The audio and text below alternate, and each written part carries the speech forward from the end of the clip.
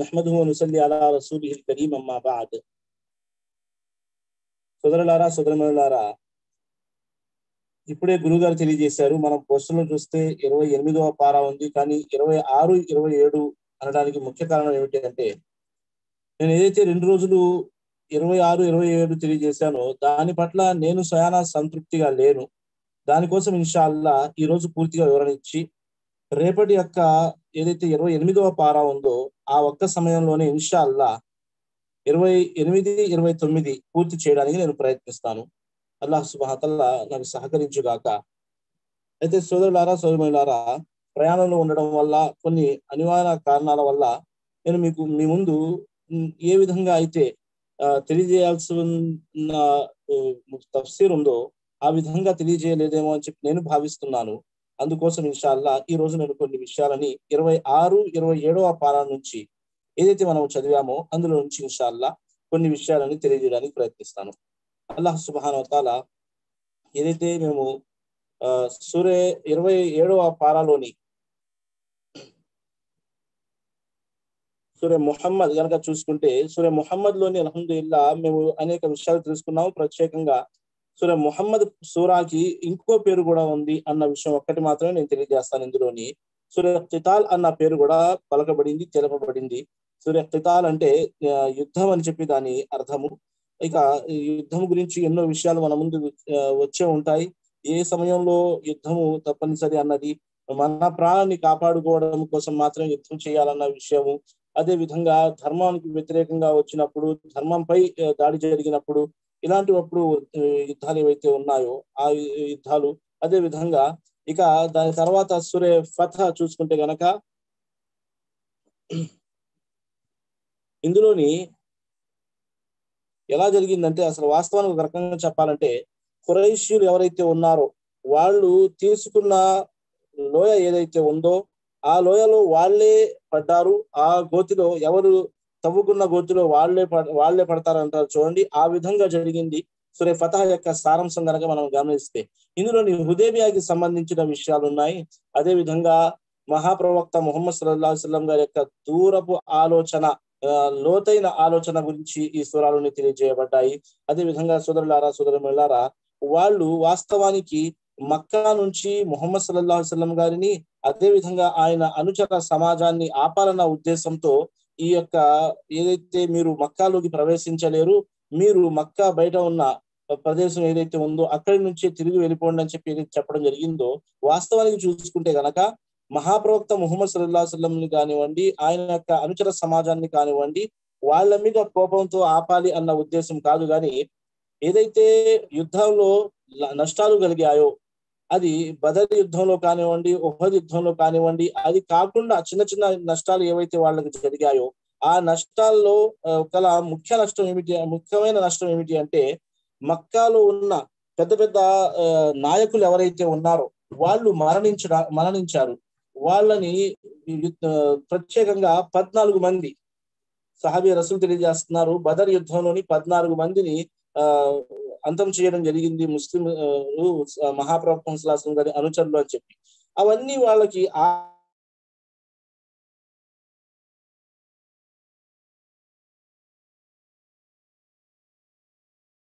వాళ్ళు అయితే హుదైబియాలో వాళ్ళు ఏదైతే తీర్మానం చేశారో ఆ తీర్మానం ఏదైతే ఒడంబిక ఏదైతే జరిగిందో దాని వల్ల కలిగిన నష్టం ఏమిటి అన్నది మనకు తెలుసు. కాఫర్లు వాళ్ళకి తిరస్కారులు ఎవరైతే ఉన్నారో వాస్తవానికి వాళ్ళ లాభం కలుగుతుంది అని వాళ్ళు భావించారు. కానీ వాళ్ళకి లాభం కలగలేదు. దానివల్ల వాళ్ళకి లాభం కలగలేదు. వాళ్ళకి వ్యతిరేకంగా నష్టమే కలిగింది.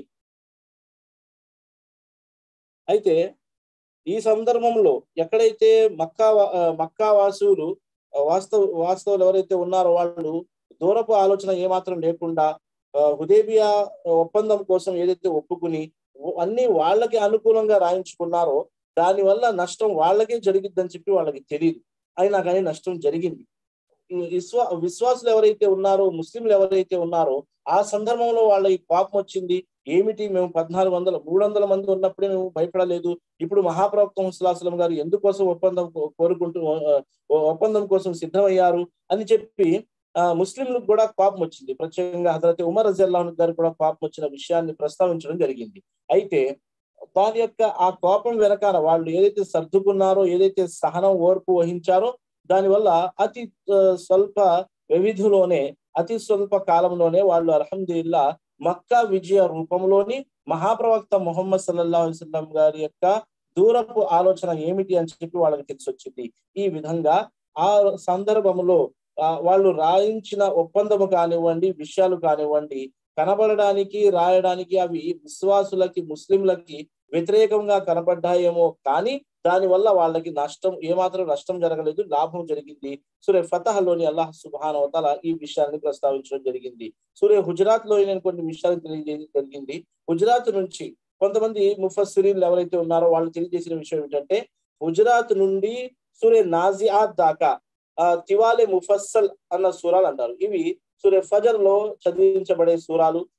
సూరే ఫజర్ అంటున్నాను, ఫజర్ నమాజ్ లో చదివించబడే సూరాలు హుజరాత్ కూడా. అదే విధంగా ఇంకా దాని తర్వాత నాజియాత్ తర్వాత వచ్చిన సూరే అబస్ నుంచి సూరే షమ్స్ వరకు ఇవి ఔసాతే ముఫస్సిల్. అంటే తివాలే ముఫస్సిల్ అంటే చాలా పెద్ద సూరాలు, ఔసాతే ముఫస్సిల్ అంటే మధ్య మీడియం సైజ్ సూరాలు అని చెప్పి ఒక అర్థము. దానికన్నా సూరే బకరా ఇవన్నీ ఏవైతే ఉన్నాయో అవన్నీ కూడా ఒక ఎత్తు, అవన్నీ కూడా పెద్ద పెద్ద సూరాలు. దాని తర్వాత హుజరాత్ నుండి కొంతమంది అంటారు, దీని తర్వాత వచ్చే సూరే ఖాఫ్ నుండి నాజియాత్ దాకా తివాలే ముఫస్సల్ అంటారు, అంటే పెద్ద సూరాలు. దాని తర్వాత నుంచి వచ్చే సూరే అబస్ నుంచి సూరే షమ్స్ దాకా ఔసాతే ముఫస్సిల్. దాని తర్వాత జుహా నుంచి సూరే నాస్ వరకు వచ్చే సూరాలను ఖిస్తారే ముఫస్సిల్ అంటే చిన్న సూరాలు అని చెప్పి ఈ విధంగా తెలియజేయబడ్డాయి. అయితే ఇందులోని తెలియజేయబడ్డ ఈ సూరే హుజరాత్ అన్నది మానవాళి కొరకు ఎన్నో బోధనలు, ఎన్నో తీర్చిదిద్దడం కొరకు ఈ సూరాలో ఎన్నో విషయాలు ప్రస్తావించబడ్డాయి. మనం చూసుకుంటే గనక సోదరులారా, సోదరులారా, అల్లాహ్ మహాప్రవక్త ముహమ్మద్ సల్లల్లాహు అలైహి వసల్లం గారితో, అల్లాహ్తో మీరు ఏ మాత్రము వాళ్ళ మాటని తిరస్కరించకండి, వాళ్ళ మాటని అధిగమించకండి అని చెప్పడం జరిగింది. మొట్టమొదటి ఆయత్లోనే అల్లాహ్ సుబ్హానహు వ తఆలా చెప్పడం జరిగింది. అంటే మనం ఏ విషయంలో అయినా సరే వాళ్ళ మాటని ఏ మాత్రము మించిపోయే అవకాశం మనకు లేదు. మన నుంచి మనం ఏ మాటను కూడా సృష్టించుకోవాలన్నది లేదు. వాళ్ళ తరపు నుంచి ఏదైనా తీర్పు ఉందా, సమాధానం ఉందా, మన సమస్య అల్హమ్దులిల్లా తీరుతుందా, సరే, లేదంటే వదిలేయడమే తప్ప మన తరపు నుంచి స్వయానా ఏదో ఒకటి నిర్ణయం తీసుకోవడము గాని. అల్లాహ్ ఏమంటున్నారు, ఔజుబిల్లాహి మినష్ షైతానిర్ రజీం, బిస్మిల్లాహిర్ రహ్మానిర్ రహీం, యా అయ్యుహల్లజీన ఆమనూ లా తుఖద్దిమూ బైన యదయిల్లాహి వ రసూలిహి వత్తఖుల్లాహ ఇన్నల్లాహ సమీఉన్ అలీం అని చెప్పి అల్లాహ్ సుబ్హానహు వ తఆలా హుజరాత్ లోని మొదటి ఆయత్ 26వ పారాలో ఇన్షా అల్లాహ్ 28-9 రేపు పూజ చేస్తానన్నాను. విశ్వసించిన ఓ ప్రజలారా, అల్లాహ్ను ఆయన ప్రవక్తను మించిపోకండి. ఎట్టి పరిస్థితుల్లో కూడా మీరు మించిపోకండి. మించిపోయే యొక్క అవకాశం మీకు ఏ మాత్రము లేనే లేదు.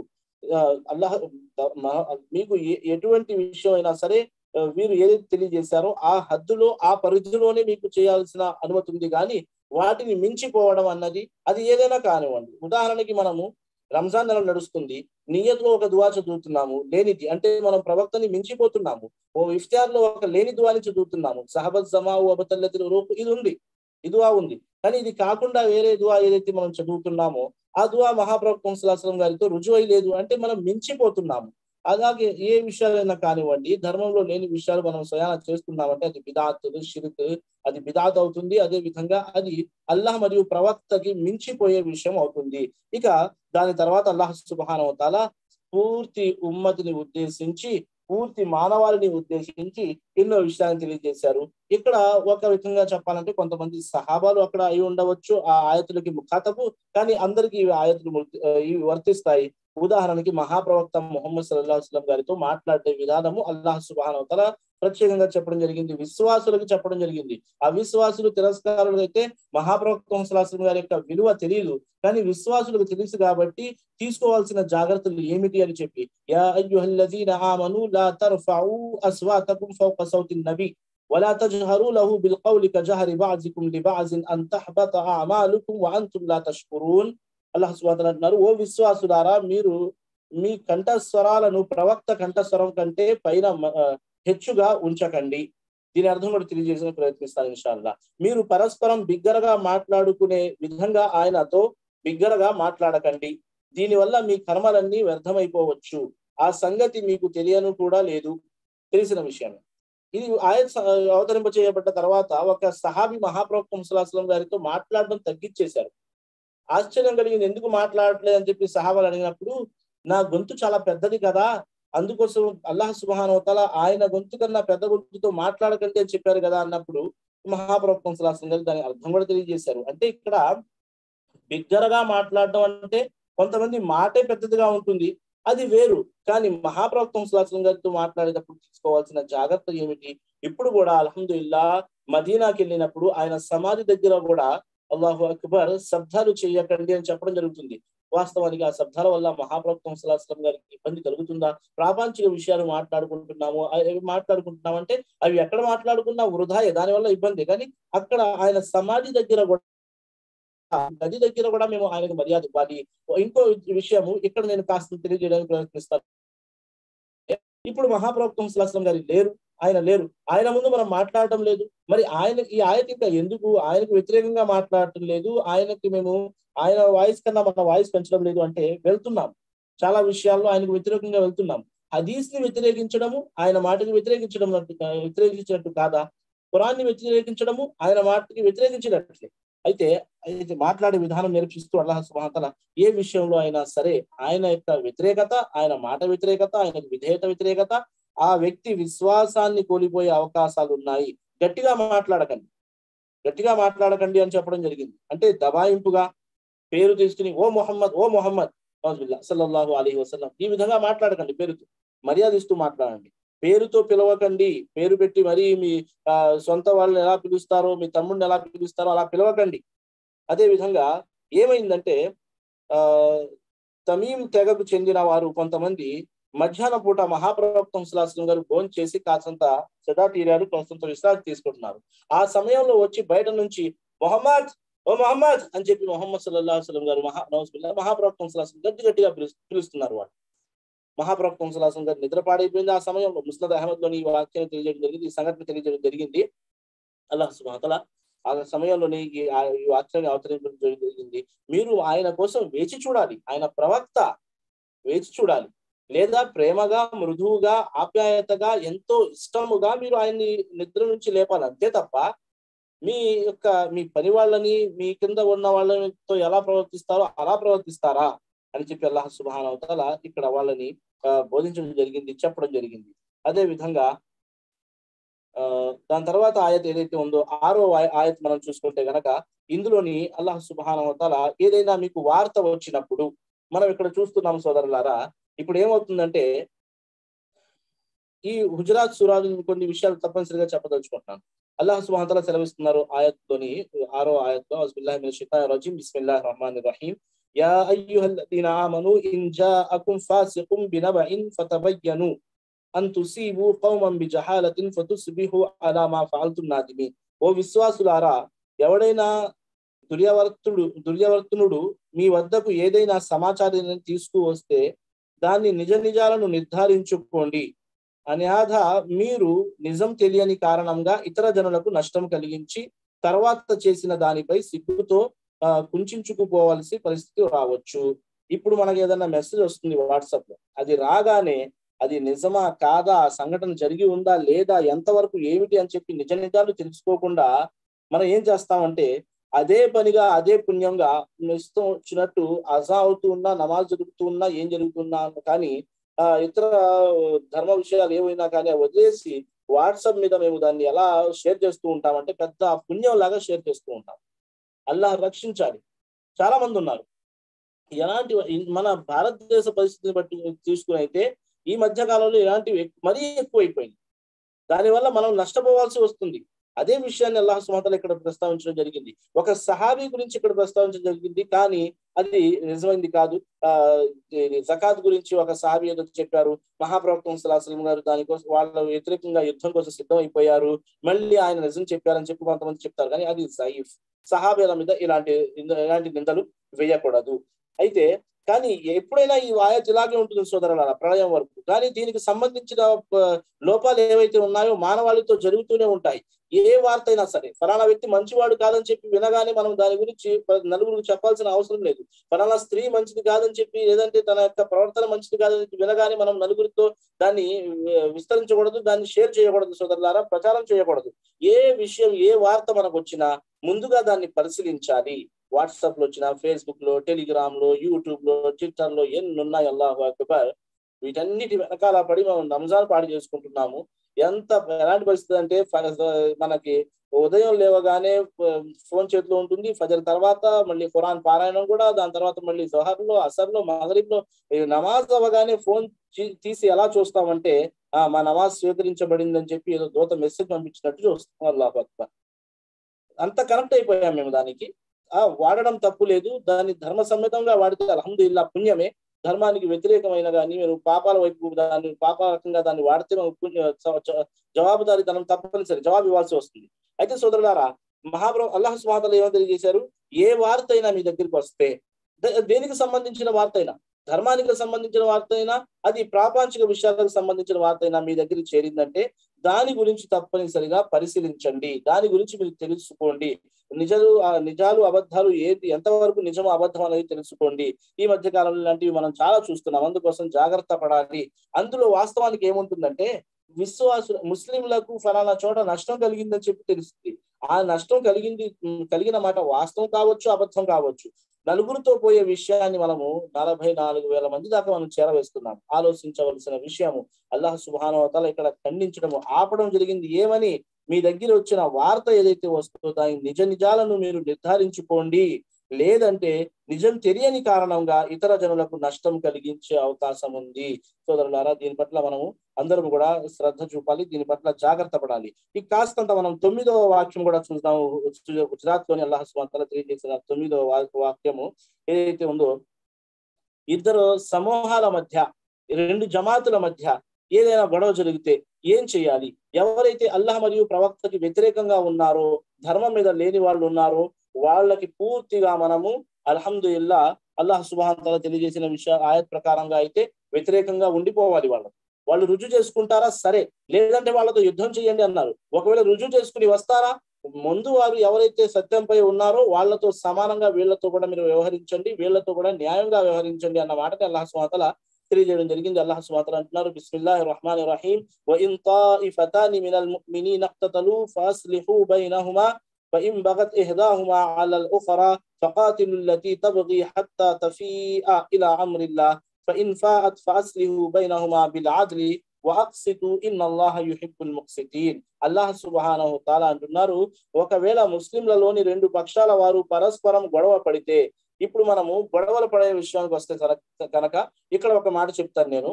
ఇప్పుడున్న మన పరిస్థితుల్లో ఏం చేస్తున్నామంటే, భార్యాభర్తల గొడవలు కానివ్వండి, పిల్లలు మరియు తల్లిదండ్రుల మధ్య వచ్చే గొడవలు కానివ్వండి, కుటుంబం గొడవలు ఏవైనా కానివ్వండి, 24 మంది ఇప్పుడు నా ప్రసంగం వింటున్నారు, వాళ్ళు ప్రతి ఒక్కరికి కూడా చేరవేయండి. కాస్త అల్లాహ్ కోసం అని చెప్పి, అల్లాహ్ యొక్క ఆజ్ఞ అని చెప్పి మీరు ఈ విషయాన్ని వేరే వాళ్ళకి చేరవేయండి. ఇందులో అల్హమ్దులిల్లా ఎడిటింగ్ చేసేవాళ్ళు, వర్క్ చేసేవాళ్ళు, ఇవన్నీ సోషల్ నెట్వర్క్ ఏదైతే ఉందో దానిపై పని వర్క్ చేసే వాళ్ళు అయితే దీని గురించి ఒక పోస్టర్ కూడా తయారు చేయండి. ఏమని తెలుసా, మీకు సమస్యలు వచ్చినప్పుడు అల్లాహ్ ఏమన్నారు, అల్లాహ్ మరియు ప్రవక్త వైపు రుజువు చేయండి అని చెప్పారే తప్ప, మనం చూస్తున్నాము, గమనిస్తున్నాము ఎన్నో సందర్భాలలో మనం వెళ్ళి ఇతరుల దగ్గర, వాళ్ళకి తహార శుచి శుభ్రత విషయాలు తెలీదు, ఎలాగ అసలు ధర్మం అంటే ఏంటో తెలీదు, మన ధర్మం ఎంత పవిత్రమైనది, మనకు తెలియజేసిన విషయాలు ఎంత పవిత్రమైనవి, అలాంటివి వదిలేసి మేము ఇతరుల దగ్గర, అసలు ధర్మమే తెలియని వాళ్ళ దగ్గర, కాఫర్ల దగ్గర, ముష్రికుల దగ్గర తీసుకెళ్లి మనం సమస్యలు పెడుతున్నామంటే ఎంత బాధాకరమైన విషయం చూడండి. ఆలిములు లేరా, దాయిలు లేరా, ముఫ్తీలు లేరా? అల్హమ్దులిల్లా వీళ్ళందరూ ఏమైపోయారు? అదే విధంగా కుటుంబంలో పెద్దలు లేరా? గతంలో ఏం జరిగేది, కుటుంబ పెద్దల మధ్య కూర్చుని వాళ్ళతో పాటు చర్చించుకుని సమస్యలు తీరిపోయాయి. అల్హమ్దులిల్లా అలాంటి విధానం మనకు రావాలి. అల్లాహ్ సుబ్హానహు వ తఆలా ఏమని తెలియజేశారు, ఒకవేళ 2 పక్షాలు వాళ్ళ కనుక గొడవ పడితే, మరి వారిలో ఒక పక్షం వారు రెండవ పక్షం వారిపై దౌర్జన్యం చేసే వర్గం దైవాజ్ఞ వైపు మరలి వచ్చే వరకు మీరు వారితో పోరాడండి. వారు గనక మరలి వస్తే వారి మధ్య న్యాయ సమ్యతంగా సయోధ్య కుదర్చండి.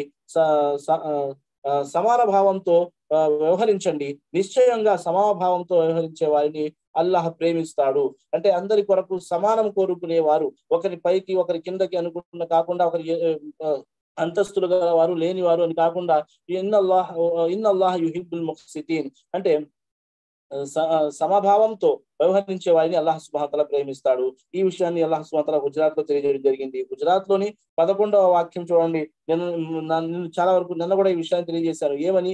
ఎవరు కూడా ఎవరి పట్ల కూడా ఎగతాళి చేయకూడదు అని చెప్పి నేను తెలియజేశాను. అంటే ఇక్కడ మనం తెలుసుకోవాల్సిన ముఖ్యమైన విషయం ఏంటంటే, ఈ ఈ యొక్క రోగము ఇది ఒక రోగం, ఇది ఒక వైరస్ లాంటిది. ఇతరుల యొక్క ఎగతాళి చేయడం అన్నది ఒక వైరస్ లాంటిది. మనకి ఎలాగంటే తండ్రికి ఉంటే కొడుకు కూడా వచ్చేస్తుంది చాలా వరకు. స్త్రీలలో ఒక స్త్రీకి ఉందంటే వేరే స్త్రీలకు కూడా అంటుకునే వ్యాధి లాంటిది ఎగతాళి చేయడం అన్నది. ఇక్కడ అల్లాహ్ సుబ్హానహు వ తఆలా నిన్న తెలియజేసిన విషయాన్ని మళ్ళీ ఎందుకు నేను ఎత్తి చూపుతున్నానంటే, మళ్ళీ తెలియజేస్తున్నానంటే, మగవారికి చెప్పే ఆదేశాలు అల్లాహ్ సుబ్హానహు వ తఆలా అనేక ఆదేశాలు మగవారికి చెబుతూ వాళ్ళల్లో స్త్రీలు కూడా వచ్చేస్తాయని మనం అర్థం చేసుకోవాలి. కానీ ఇక్కడ అల్లాహ్ సుబ్హానహు వ తఆలా స్త్రీలకి కూడా ప్రత్యేకంగా అల్లాహ్ సుబ్హానహు వ తఆలా ఇక్కడ వలా నిసాఉన్ మిన్ నిసాయిన్ అసా అన్ యకున్న ఖైరం మిన్హున్న, ధనవంతులు ఉన్నవారు చాలా వరకు ఏమైందంటే ఎగతాళి చేసే విషయంలో మనము అల్హమ్దులిల్లా చక్కగా ఉన్నాము, మనకు అల్లాహ్ సుబ్హానహు వ తఆలా అన్ని అవయాలు బాగా పెట్టాడంటే వేరే అవయాలలో లోపాలు ఉన్న వాళ్ళకి మనము ఎగతాళి చేస్తాము. అంటే మనం గర్వపడుతున్నాము. ఎగతాళి చేయాలంటే ఒక వ్యక్తి గర్వపడేటప్పుడే ఎగతాళి చేస్తాడు. ధనికుడు పేదవాడి ఎగతాళి చేస్తాడు. ఎందుకు? స్త్రీ సాటి స్త్రీకి ఎగతాళి చేస్తుంది.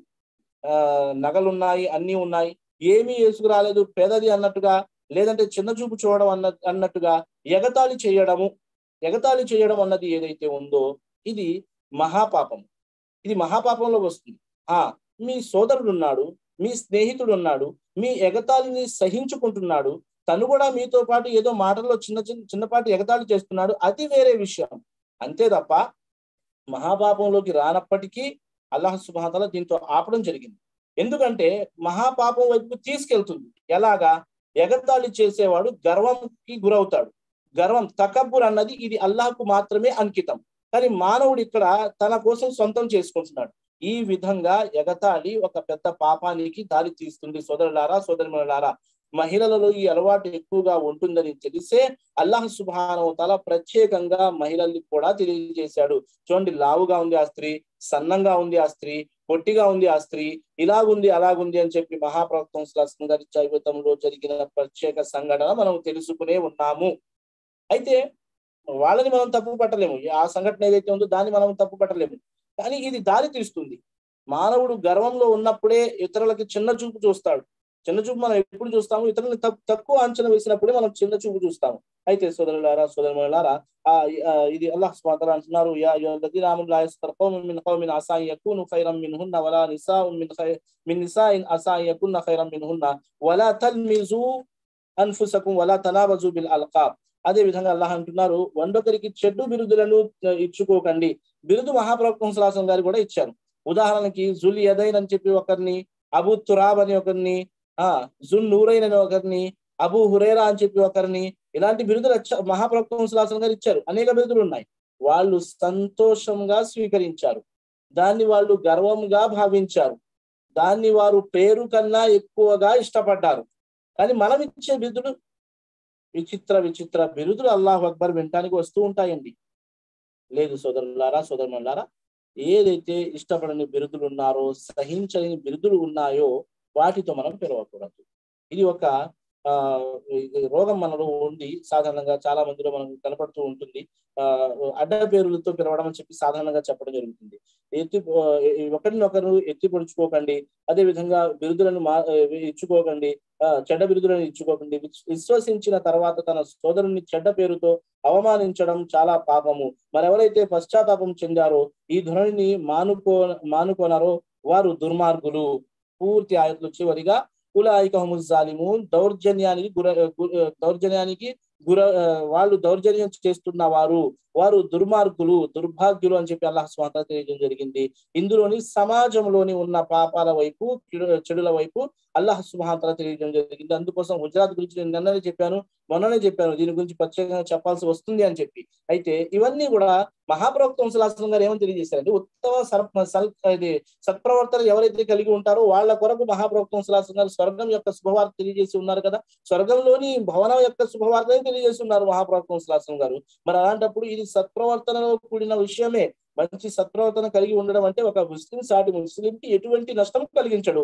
పేరుతో చెడు అడ్డ పేర్లు పిలిచి మాత్రం కానీ, లేదంటే ఎవరిదైనా ఎగతాళి చేసి కానీ ఇలాంటివి ఉండకూడదు. అలాంటప్పుడు కూడా మన సత్ప్రవర్తన మారిపోతుంది, మన పట్ల ఇతరుల యొక్క అభిప్రాయం మారిపోతుంది. ఈ విషయాన్ని మనం గమనించాలి సోదరులారా, సోదరులారా. అయితే ఇందులో అల్లాహ్ సుబ్హానహు వ తఆలా తెలియజేయడం జరిగింది 12వ వాక్యంలో అనుమానం పెనుభూతం అని చెప్పి ప్రత్యేకంగా నేను మన ఆయత్తోనే తెలియజేయడం జరిగింది. అదే విధంగా ఇస్లాం స్వీకరించిన ఈ యొక్క 18వ విషయంలోని తెలియజేసిన విషయం ఏంటంటే, 18వ వాక్యం ఒకసారి మనం తీస్తే గనక ఇందులో అల్లాహ్ సుబ్హానహు వ తఆలా తెలియజేయడం జరిగింది. ఇన్నల్లాహ యఅలము గైబస్ సమావాతి వల్ అర్ద్ వల్లాహు బసీరుం బిమా తఅమలూన్. భూమాకాశాలలో ఉన్న రహస్య విషయాలన్నీ అల్లాహకు బాగా తెలుసు అన్న సంగతిని మీరు గ్రహించాలి. మీరు చేసేదంతా ఆయన చూస్తూనే ఉన్నాడు. మనము చేస్తున్న ప్రతి ఒక్క కార్యము, ప్రతి ఒక్క పని అల్లాహ్ సుబ్హానహు వ తఆలాకి తెలుస్తూనే ఉంది. అల్లాహ్ సుబ్హానహు వ తఆలా యొక్క ఆధీనంలోనే అవన్నీ జరుగుతున్నాయి అన్న విషయాలని మనము గమనించాలి, గ్రహించాలి, చూడాలి.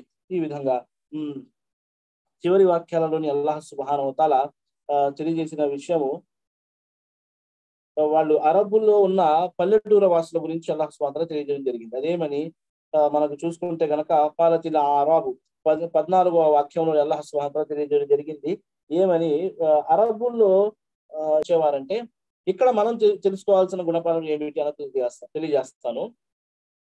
మహాప్రవక్త సల్లల్లాహు అలైహి వసల్లం గారు అల్లాహ్ సుబ్హానహు వ తఆలా తెలియజేసిన విషయం ఏమిటి, అరబ్బుల్లో ఉన్న పల్లెటూరు వాసులు ఏమని చెప్పి భావించేవారంటే, వాళ్ళ ఆలోచన, మేము ఇస్లాం స్వీకరించినందువల్ల ప్రవక్త ముహమ్మద్ సల్లల్లాహు అలైహి వసల్లం గారు మీకు లాభం కలుగుతుంది, మీకు ధైర్యం వస్తుంది, మీరు మీ పనిని సక్రమంగా చేసుకోగలుగుతున్నారు.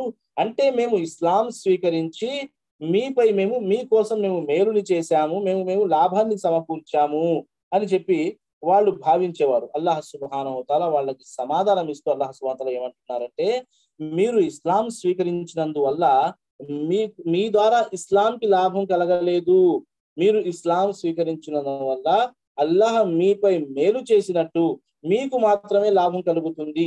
ఒకవేళ ఒక విశ్వాసి నేను ఇస్లాంకి లాభం సమకూరుస్తున్నాను అని చెప్పి భావిస్తే గనక తను తప్పు దోవ పట్టినట్టు. ఎలాగా కాస్త తెలియజేయడానికి ప్రయత్నిస్తాను. ఒకటి, నేను ముస్లింని, అల్హమ్దులిల్లా, విశ్వాసంపై జీవిస్తాను, విశ్వాసంపై మరణిస్తాను. ఇస్లాం లాంటి గొప్ప ఆయుధము, గొప్ప వరము, గొప్ప ఖజానా నా దగ్గర ఉన్నందువల్ల నేను అదృష్టవంతుడిని అని చెప్పి భావిస్తున్నాను. నా వల్ల మహాప్రవక్త సల్లల్లాహు అలైహి వసల్లం గారు రేపు ప్రళయం రోజు గర్వపడతారు. ఈ విధమైన ఒక ఆలోచన ఉంది. ఇది చాలా చక్కని ఆలోచన. నేను ముస్లింలుగా ముస్లింలు ఎంతమంది ఉన్నారు, నేను ఇస్లాంలో నుంచి బయటకు వచ్చేస్తే, ఇస్లాంను వదిలేస్తే ఇస్లాం ఏమైపోద్దో అని చెప్పి భావించడం అన్నది ఇది తప్పుడు ఆలోచన. వాళ్ళు అదే అనుకునేవారు, మీ ద్వారా ఇస్లాంకి లాభం కలగలేదు, ఇస్లాం వల్ల మాకు లాభం కలిగింది. ఇస్లాం లేకపోతే ఏముంది సోదరులారా, సోదరులారా? స్వర్గము లేదు, మంచి జీవితం లేదు, ప్రశాంతత లేదు, మనశ్శాంతి లేదు. అసలు మానవుడే కాజాలడు ఇస్లాం లేనిదే. అష్రఫుల్ మఖ్లుఖాత్, ఉత్తమమైన జీవి అని చెప్పి ఎప్పుడు అవుతాడు ఉత్తమమైన జీవి? ప్రతి ఒక్క మానవుడు ఉత్తమమైన జీవేనా? విశ్వాసి మాత్రమే ఎందుకు ఈ యొక్క బిరుదు పొందినవాడు అని చెప్పి మనం భావించాలి. అయితే అల్లాహ్ సుబ్హానహు వ తఆలా అక్కడ తెలియజేయడం జరిగింది. ఏమని, ఎవరైతే వాస్తవానికి విశ్వాసం కలిగి ఉంటారో వాళ్ళపై అల్లాహ్ యొక్క మేలు, అల్లాహ్ తరపు నుంచి మేలు కలిగి ఉంది. దీనికోసం ఎంతో మంది తప్పించారండి, ఎంతో మంది ప్రయత్నం చేశారు, ఎంతో మంది ఎన్నో దువాలు చేసుకున్నారు. కానీ చివరి శ్వాసలో వాళ్ళు ఇస్లాంని కోల్పోయారు. చూడండి, అందుకోసం మహాప్రవక్త సల్లల్లాహు అలైహి వసల్లం గారు కూడా ఏమని తెలియజేశారు, యా ముకల్లిబల్ ఖులూబ్ సబ్బిత్ అలా తాఅతిక్. ఓ అల్లాహ్, ఓ హృదయాలని ఇటు అటు చేసే సృష్టికర్త, హృదయాలని మార్చే సృష్టికర్త. అంటే మన హృదయం ఎప్పుడు ఎటు మరలిపోతుందో అల్లాహ్కు మాత్రమే తెలుసు. ఈ రోజు మనం విశ్వాసిగా ఉన్నాము, ఖురాన్ వింటున్నాము, రేపు ఇదే సమయానికి అల్లాహ్ తలుచుకుంటే మన హృదయాలని మార్చి అల్లాహ్ ప్రతి ఒక్కరిని రక్షించుగాక, కాఫర్లలో మమ్మల్ని చేర్చేయవచ్చు. అది ఎలాగైనా కావచ్చు. 24 గంటల్లో కాదు కదా, కొన్ని నిమిషాల్లో అది ఎలాగైనా కావచ్చు, అల్లాహ్కి మాత్రమే తెలుసు. విపరీతమైన మనకు బాధ కలిగి మనం ఏదైనా కావచ్చు కారణం. అందుకోసం మహాప్రవక్త సల్లల్లాహు అలైహి వసల్లం ఏమని దువా చేసేవారు, అల్లా చివరి శ్వాస వరకు నిన్ను విశ్వసించేవానిగా, నిన్ను విధేయత చూపేవానిగా నన్ను ఉంచు అని చెప్పి మహాప్రవక్త సల్లల్లాహు అలైహి వసల్లం దువా చేసేవారు. హృదయాన్ని ఎప్పుడు మానవుడి యొక్క హృదయము అల్లాహ్ యొక్క 2 వేళ్ల మధ్యలో ఉంటుంది. అది ఎప్పుడు ఎలాగైనా అల్లాహ్ సుబ్హానహు వ తఆలా తలుచుకున్నప్పుడు దాన్ని తిప్పేయగలడు, మార్చేయగలడు. అందుకోసం మహాప్రవక్త సల్లల్లాహు అలైహి వసల్లం ఏమని తెలియజేసేవారు, హృదయాన్ని అటు ఇటు చేసే సృష్టికర్త, అటు నుంచి ఇటు తిరగవేసే సృష్టికర్త, చివరి శ్వాస వరకు నా హృదయాన్ని ఓ అల్లాహ్ నీ విధేయత మీద ఉంచు అని చెప్పి దువా చేసేవారు. ఇక మనము ఈ హుజరాత్ లోని ఈ కొన్ని పాటలు తీసుకున్న తర్వాత కాఫ్ గురించి నేను కొన్ని విషయాలు తెలియజేస్తాను సోదరులారా, సోదరులారా. కాఫ్ లోని ఇది హురుఫే ముఖత్తాత్, దీని తర్వాత కాఫ్ వల్ ఖురాన్ మజీద్ అని కూడా తెలియజేశాను. హురుఫే ముఖత్తాత్ వచ్చిన తర్వాత వచ్చిన సూరాల్లోని ఖురాన్ యొక్క ఘనత తెలియజేయడం జరుగుతుంది దాని వెంటనే. అదే విధంగా దాని తర్వాత మరణానంతరము తిరస్కారులు ఈ విషయం మీద ఆశ్చర్యపడేవారు, ఏమని, మళ్ళీ లేపబడతామా అని చెప్పి ఆశ్చర్యపడేవారు. అల్లాహ్ సుబ్హానహు వ తఆలా మళ్ళీ మిమ్మల్ని సృష్టించడం కోసం ఎటువంటి కష్టతరమైన విషయం కాదు అని చెప్పి అల్లాహ్ సుబ్హానహు వ తఆలా. అదే విధంగా ఆకాశాల గురించి, భూమి గురించి, వాటి వల్ల కలిగే లాభాల గురించి, వర్షము ద్వారా లాభం కలుగుతుంది, ఆ వర్షం భూమి మీద పడ్డాక అందులోని మొలకలెత్తి మీకోసం అల్లాహ్ సుబ్హానహు వ తఆలా ఆహారాన్ని సమకూరుస్తాడు. అదే విధంగా నూహ్ అలైహిస్సలాం గురించి, నూహ్ జాతి గురించి, ఆద్ జాతి గురించి, ఫిరౌన్ జాతి గురించి, అంటే ఫిరౌన్ యొక్క జాతి కాదు, మూసా జాతిలో ఉన్న ఫిరౌన్ గురించి, అదే విధంగా లూత్ అలైహిస్సలాం గారి జాతి గురించి, అస్హాబే ఐకా గురించి అల్లాహ్ సుబ్హానహు వ తఆలా తెలియజేయడం జరిగింది. అదే విధంగా మానవుని పుట్టుగా, ఆ మానవుని అల్లాహ్ సుబ్హానహు వ తఆలా పుట్టించే దాని గురించి, సృష్టించే దాని గురించి తెలియజేసి, ఇక్కడ ఉన్న ఒక నరం ఏదైతే ఉందో షహరాగ్ అంటారు, ఇక్కడ నుంచి మిన్ హబ్లిల్ వరీద్ అల్లాహ్ సుబ్హానహు వ తఆలా అంటున్నారు.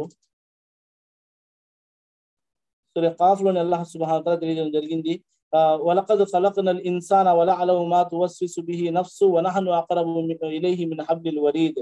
మేము 16వ వాక్యం చూసుకుంటే గనక, మేమే మనిషిని సృష్టించాము, వాడి మదిలో మెదిలే ఆలోచనలు సైతము మాకు తెలుసు, మేము అతని ప్రాణనాళం కంటే కూడా అతనికి చేరువలో ఉన్నాము.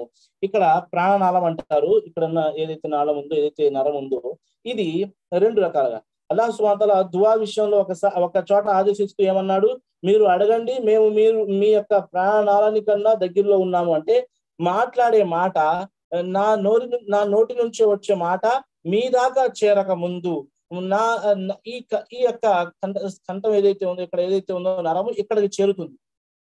మీ దాకా రాకముందు ఇక్కడ చేరుతుంది, దాని తర్వాతే మీ దగ్గరికి వస్తుంది. నా కళ్ళ కన్నా ముందు, నా ముక్కు కన్నా ముందు, ఒక రకంగా చెప్పాలంటే నా చెవుల కన్నా ముందు నా మాట ఇక్కడికి చేరుతుంది. అంటే ఇక్కడ నుంచే వస్తుంది కాబట్టి ఇక్కడే ఉంది మాట, ఇక్కడ నుంచి తర్వాత ఇక్కడికి వచ్చింది. దీనికన్నా దగ్గరలో ఉన్నాము అని చెప్పి అల్లాహ్ సుబ్హానహు వ తఆలా ప్రాణనాళం అని చెప్పడం జరిగింది కదా, ప్రాణనాళం కంటే దగ్గరగా ఉన్నాము మేము అని చెప్పడం జరిగింది. దువాలు అల్లాహ్తో మాత్రమే ప్రార్థించాలన్న విషయము, అతనికి చేరువలో ఉన్నాము అని చెప్పి అల్లాహ్ సుబ్హానహు వ తఆలా తెలియజేయండి. మనిషి చావాలంటే ఇది చూస్తే చాలా తొందరగా చనిపోతాడని చెప్పి ప్రాణనాళం అని చెప్పి అందుకోసమే దీన్ని అంటారు. అయితే ఇక బహరాలు మనం చూస్తాము, ఎవరైతే జినా పాపానికి ఒడిగడతారో, లేదంటే ఇస్లాంలో మరణ శిక్ష ఏదైతే ఉందో అలాంటి మరణ శిక్షకి గురయ్యే వారిని వాళ్ళ యొక్క శరీరం నుంచి వాళ్ళ తలని వేరు చేయడం జరుగుతుంది. ఎందుకంటే అక్కడ తలకు సంబంధించిన నరాలు ఏవైతే ఉన్నాయో ఇవి తెగిపోయిన తర్వాత మనిషి సులువుగా చనిపోతాడు. జుబా చూడండి, జుబా కూడా అందుకోసం కదా, జుబా చేసేటప్పుడు ఇక్కడ నుంచి జుబా చేయడం జరుగుతుంది. ఎందుకోసము, ఆ నరం తెగిపోతే చావన్నది ఖాయము, చావులను కూడా ఒక రకమైన ప్రశాంతత, చాలా ఎక్కువగా ఇబ్బంది పడకుండా. బెహరాల్ సోదరులారా, ఇందులోని ఈ విషయాన్ని అల్లాహ్ సుబ్హానహు వ తఆలా తెలియజేయడం జరిగింది సూరా ఖాఫ్ లోని. అదే విధంగా మనము నిన్న చదివిన సూరాలోని సూరా జారియాత్ కూడా వచ్చింది మన ముందు. జారియాత్ లోని నేను తెలియజేసిన విషయాల్లో ఇన్షాల్లా కొన్ని విషయాలు మళ్ళీ ఒకసారి నేను ప్రస్తావిస్తాను.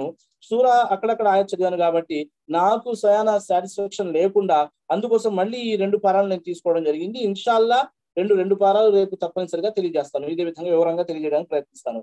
జారియాత్ లోని సమూద్ జాతి తరపు పంపించబడ్డ సాలిహ్ అలైహిస్సలాం గురించి కాసిన సంఘటనలు, ఆ ఒంటె రావడం గురించి, అదే విధంగా ఆది జాతి వైపుకు పంపించబడ్డ ఇది ప్రవక్తల యొక్క పరంపర వాళ్ళకి రావడానికి కారణాలు, అదే విధంగా వాళ్ళు విశ్వసించకపోవడం వల్ల నష్టాలు అవి ముఖ్తసరిగా తెలియజేయబడ్డాయి. లూత్ కౌమ్ ఏదైతే ఉందో ఇది అదే విధంగా లూత్ జాతి వైపుకి శిక్ష ఇవ్వడం కోసం, వాళ్ళని శిక్షించడం కోసం వచ్చిన దూతల గురించి ప్రస్తావించబడడం జరిగింది. వాళ్ళు ఇబ్రాహీం అలైహిస్సలాం గారి దగ్గరికి వస్తే ఇబ్రాహీం అలైహిస్సలాం గారు ఆ వచ్చిన ఇద్దరు దూతల్ని మనుషులని చెప్పి భావించి వాళ్ళ కోసము అతిథి మర్యాద చేశారు. అతిథి మర్యాద చేసే విషయంలో హజరత్ ఇబ్రాహీం అలైహిస్సలాం గారి గురించి అనేక సార్లు విన్నాము. ఆయన చాలా అతిథి మర్యాద అన్నది ఆయనలో చాలా ఉండేది. ఆ యొక్క సంకల్పం, అతిథి మర్యాద చేయాలన్న తపన, అది అలాంటి యొక్క కోరిక ఆయన చాలా ఉండేది. అతిథి మర్యాద అన్న పట్ల ఆయన తీసుకునే శ్రద్ధ చాలా ఉండేది. అయితే అల్లాహ్ సుబ్హానహు వ తఆలా పంపించిన ఈ దైవదూతలు లూత్ అలైహిస్సలాం దగ్గర శిక్షణ, వాళ్ళ జాతిని శిక్షించి వెళ్తూ వెళ్తూ ఇబ్రాహీం అలైహిస్సలాం గారి దగ్గరికి వచ్చి, ఇబ్రాహీం అలైహిస్సలాం గారు అప్పటికి పెద్ద వయసు గలవారే. అదే విధంగా ఆవిడ భార్య సారా అలైహిస్సలాం గారు కూడా పెద్ద వయసు వారే. వాళ్ళకి సంతానం యొక్క శుభవార్త తెలియజేయడం జరిగింది. హజరత్ ఇబ్రాహీం అలైహిస్సలాం గారు ఆ సమయంలో వాళ్ళకి భోజనం కోసం ఏర్పాటు చేయడం జరిగింది. ఏర్పాటు చేస్తే వాళ్ళు తినడం లేదు. చూడండి ఒకసారి ఆయతలు మనం చూద్దాము. అల్లాహ్ సుబ్హానహు వ తఆలా 24వ వాక్యంలో జారియాత్ లో తెలియజేస్తున్నారు. అస్బిల్లాహి మినష్ షైతానిర్ రజీమ్ బిస్మిల్లాహిర్ రహ్మానిర్ రహీం. హల్ అతాక హదీసు జైఫి ఇబ్రాహీం అల్ ముక్రమీన్ ఇజ్ దఖలు అలైహి ఫకాలు సలామన్ قال سلام قوم منكرون فراغ الى اهله فجاء بعجل سمين فقربه اليهم قال الا تاكلون فاوجس منهم خيفه قالوا لا تخف وبشروه بغلام حليم. ఈ విధంగా అల్లాహ్ సుబ్హానహు వ తఆలా فأقبلت امرأته في سرة فسكت وجهها وقالت عجوز عقيم. ఓ ప్రవక్త ఏమిటి ఇబ్రాహీం యొక్క గౌరవనీయులైన అతిథుల గాథ నీకు చేరిందా? వారు అతని దగ్గరకు వచ్చినప్పుడు అతనికి సలాం చెప్పారు. అతను కూడా సలాంకు జవాబు చెప్పి వీళ్ళు అపరిచిత వ్యక్తుల్లా ఉన్నారే అనుకున్నాడు. తర్వాత మరు మాట్లాడకుండా గబగబా ఇతర మాటలు మాట్లాడకుండా గబగబా తన ఇంటి వారి వద్దకు వెళ్లి ఒక బలిసిన ఆవు దూడను దాని మాంసము వేయించి తెచ్చాడు.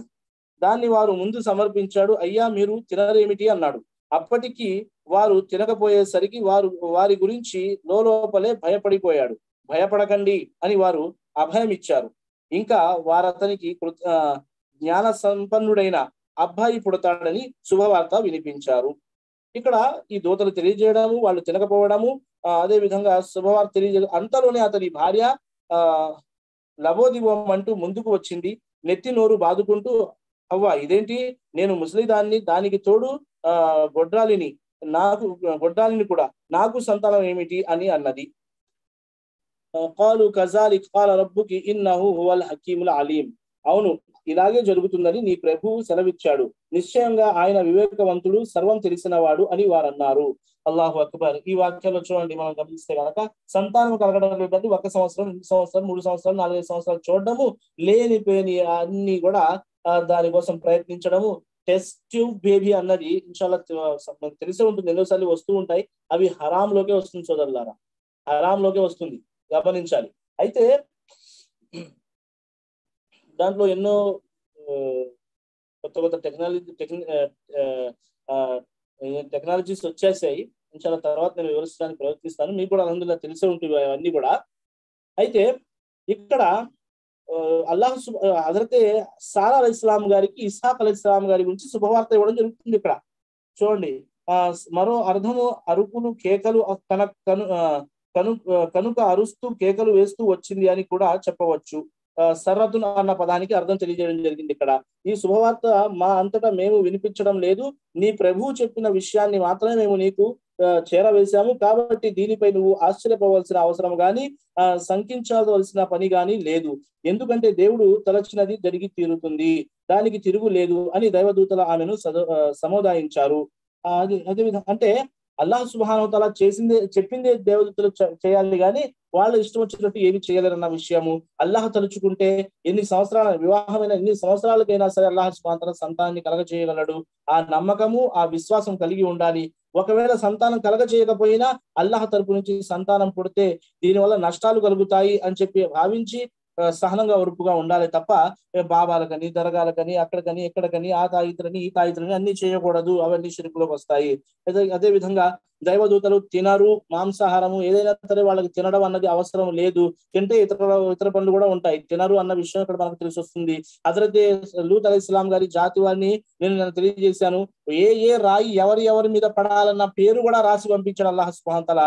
ఎందుకంటే హోమియోసెక్సువల్ అన్న పాపానికి వాళ్ళు ఒడిగట్టారు కాబట్టి. అదే విధంగా మనం తెలుసుకుంటే గనక ఈ సూరాలోని ఈ విషయాన్ని మనం తెలుసుకున్నాము. ఇక తూర్ సూరాకి వెళ్దాము సోదరులారా. తూర్ సూరాలోని అల్లాహ్ సుబ్హానహు వతఆలా తెలియజేసిన విషయాలు ఏమిటి అన్న దాని గురించి నేను తెలియజేశాను కొన్ని విషయాలు. తూర్ అని ఏంటంటారు? మూసా అలైహిస్సలాం గారితో అల్లాహ్ సుబ్హానహు వతఆలా ఏ పర్వతం మీద అయితే మాట్లాడాడో అదే విధంగా అదే పర్వతం మీద వత్తీని వజైతూన్ వతూరి సీని అని కూడా చెప్తారు చూడండి. తూరే సీనా అని కూడా దీన్ని అంటారు. అది చాలా పవిత్రమైన పర్వతము. అదే విధంగా హజరతే మూసా అలైహిస్సలాం గారికి ఏదైతే గ్రంథం ఇవ్వబడిందో తౌరాత్, అది కూడా అక్కడే ఇవ్వబడింది.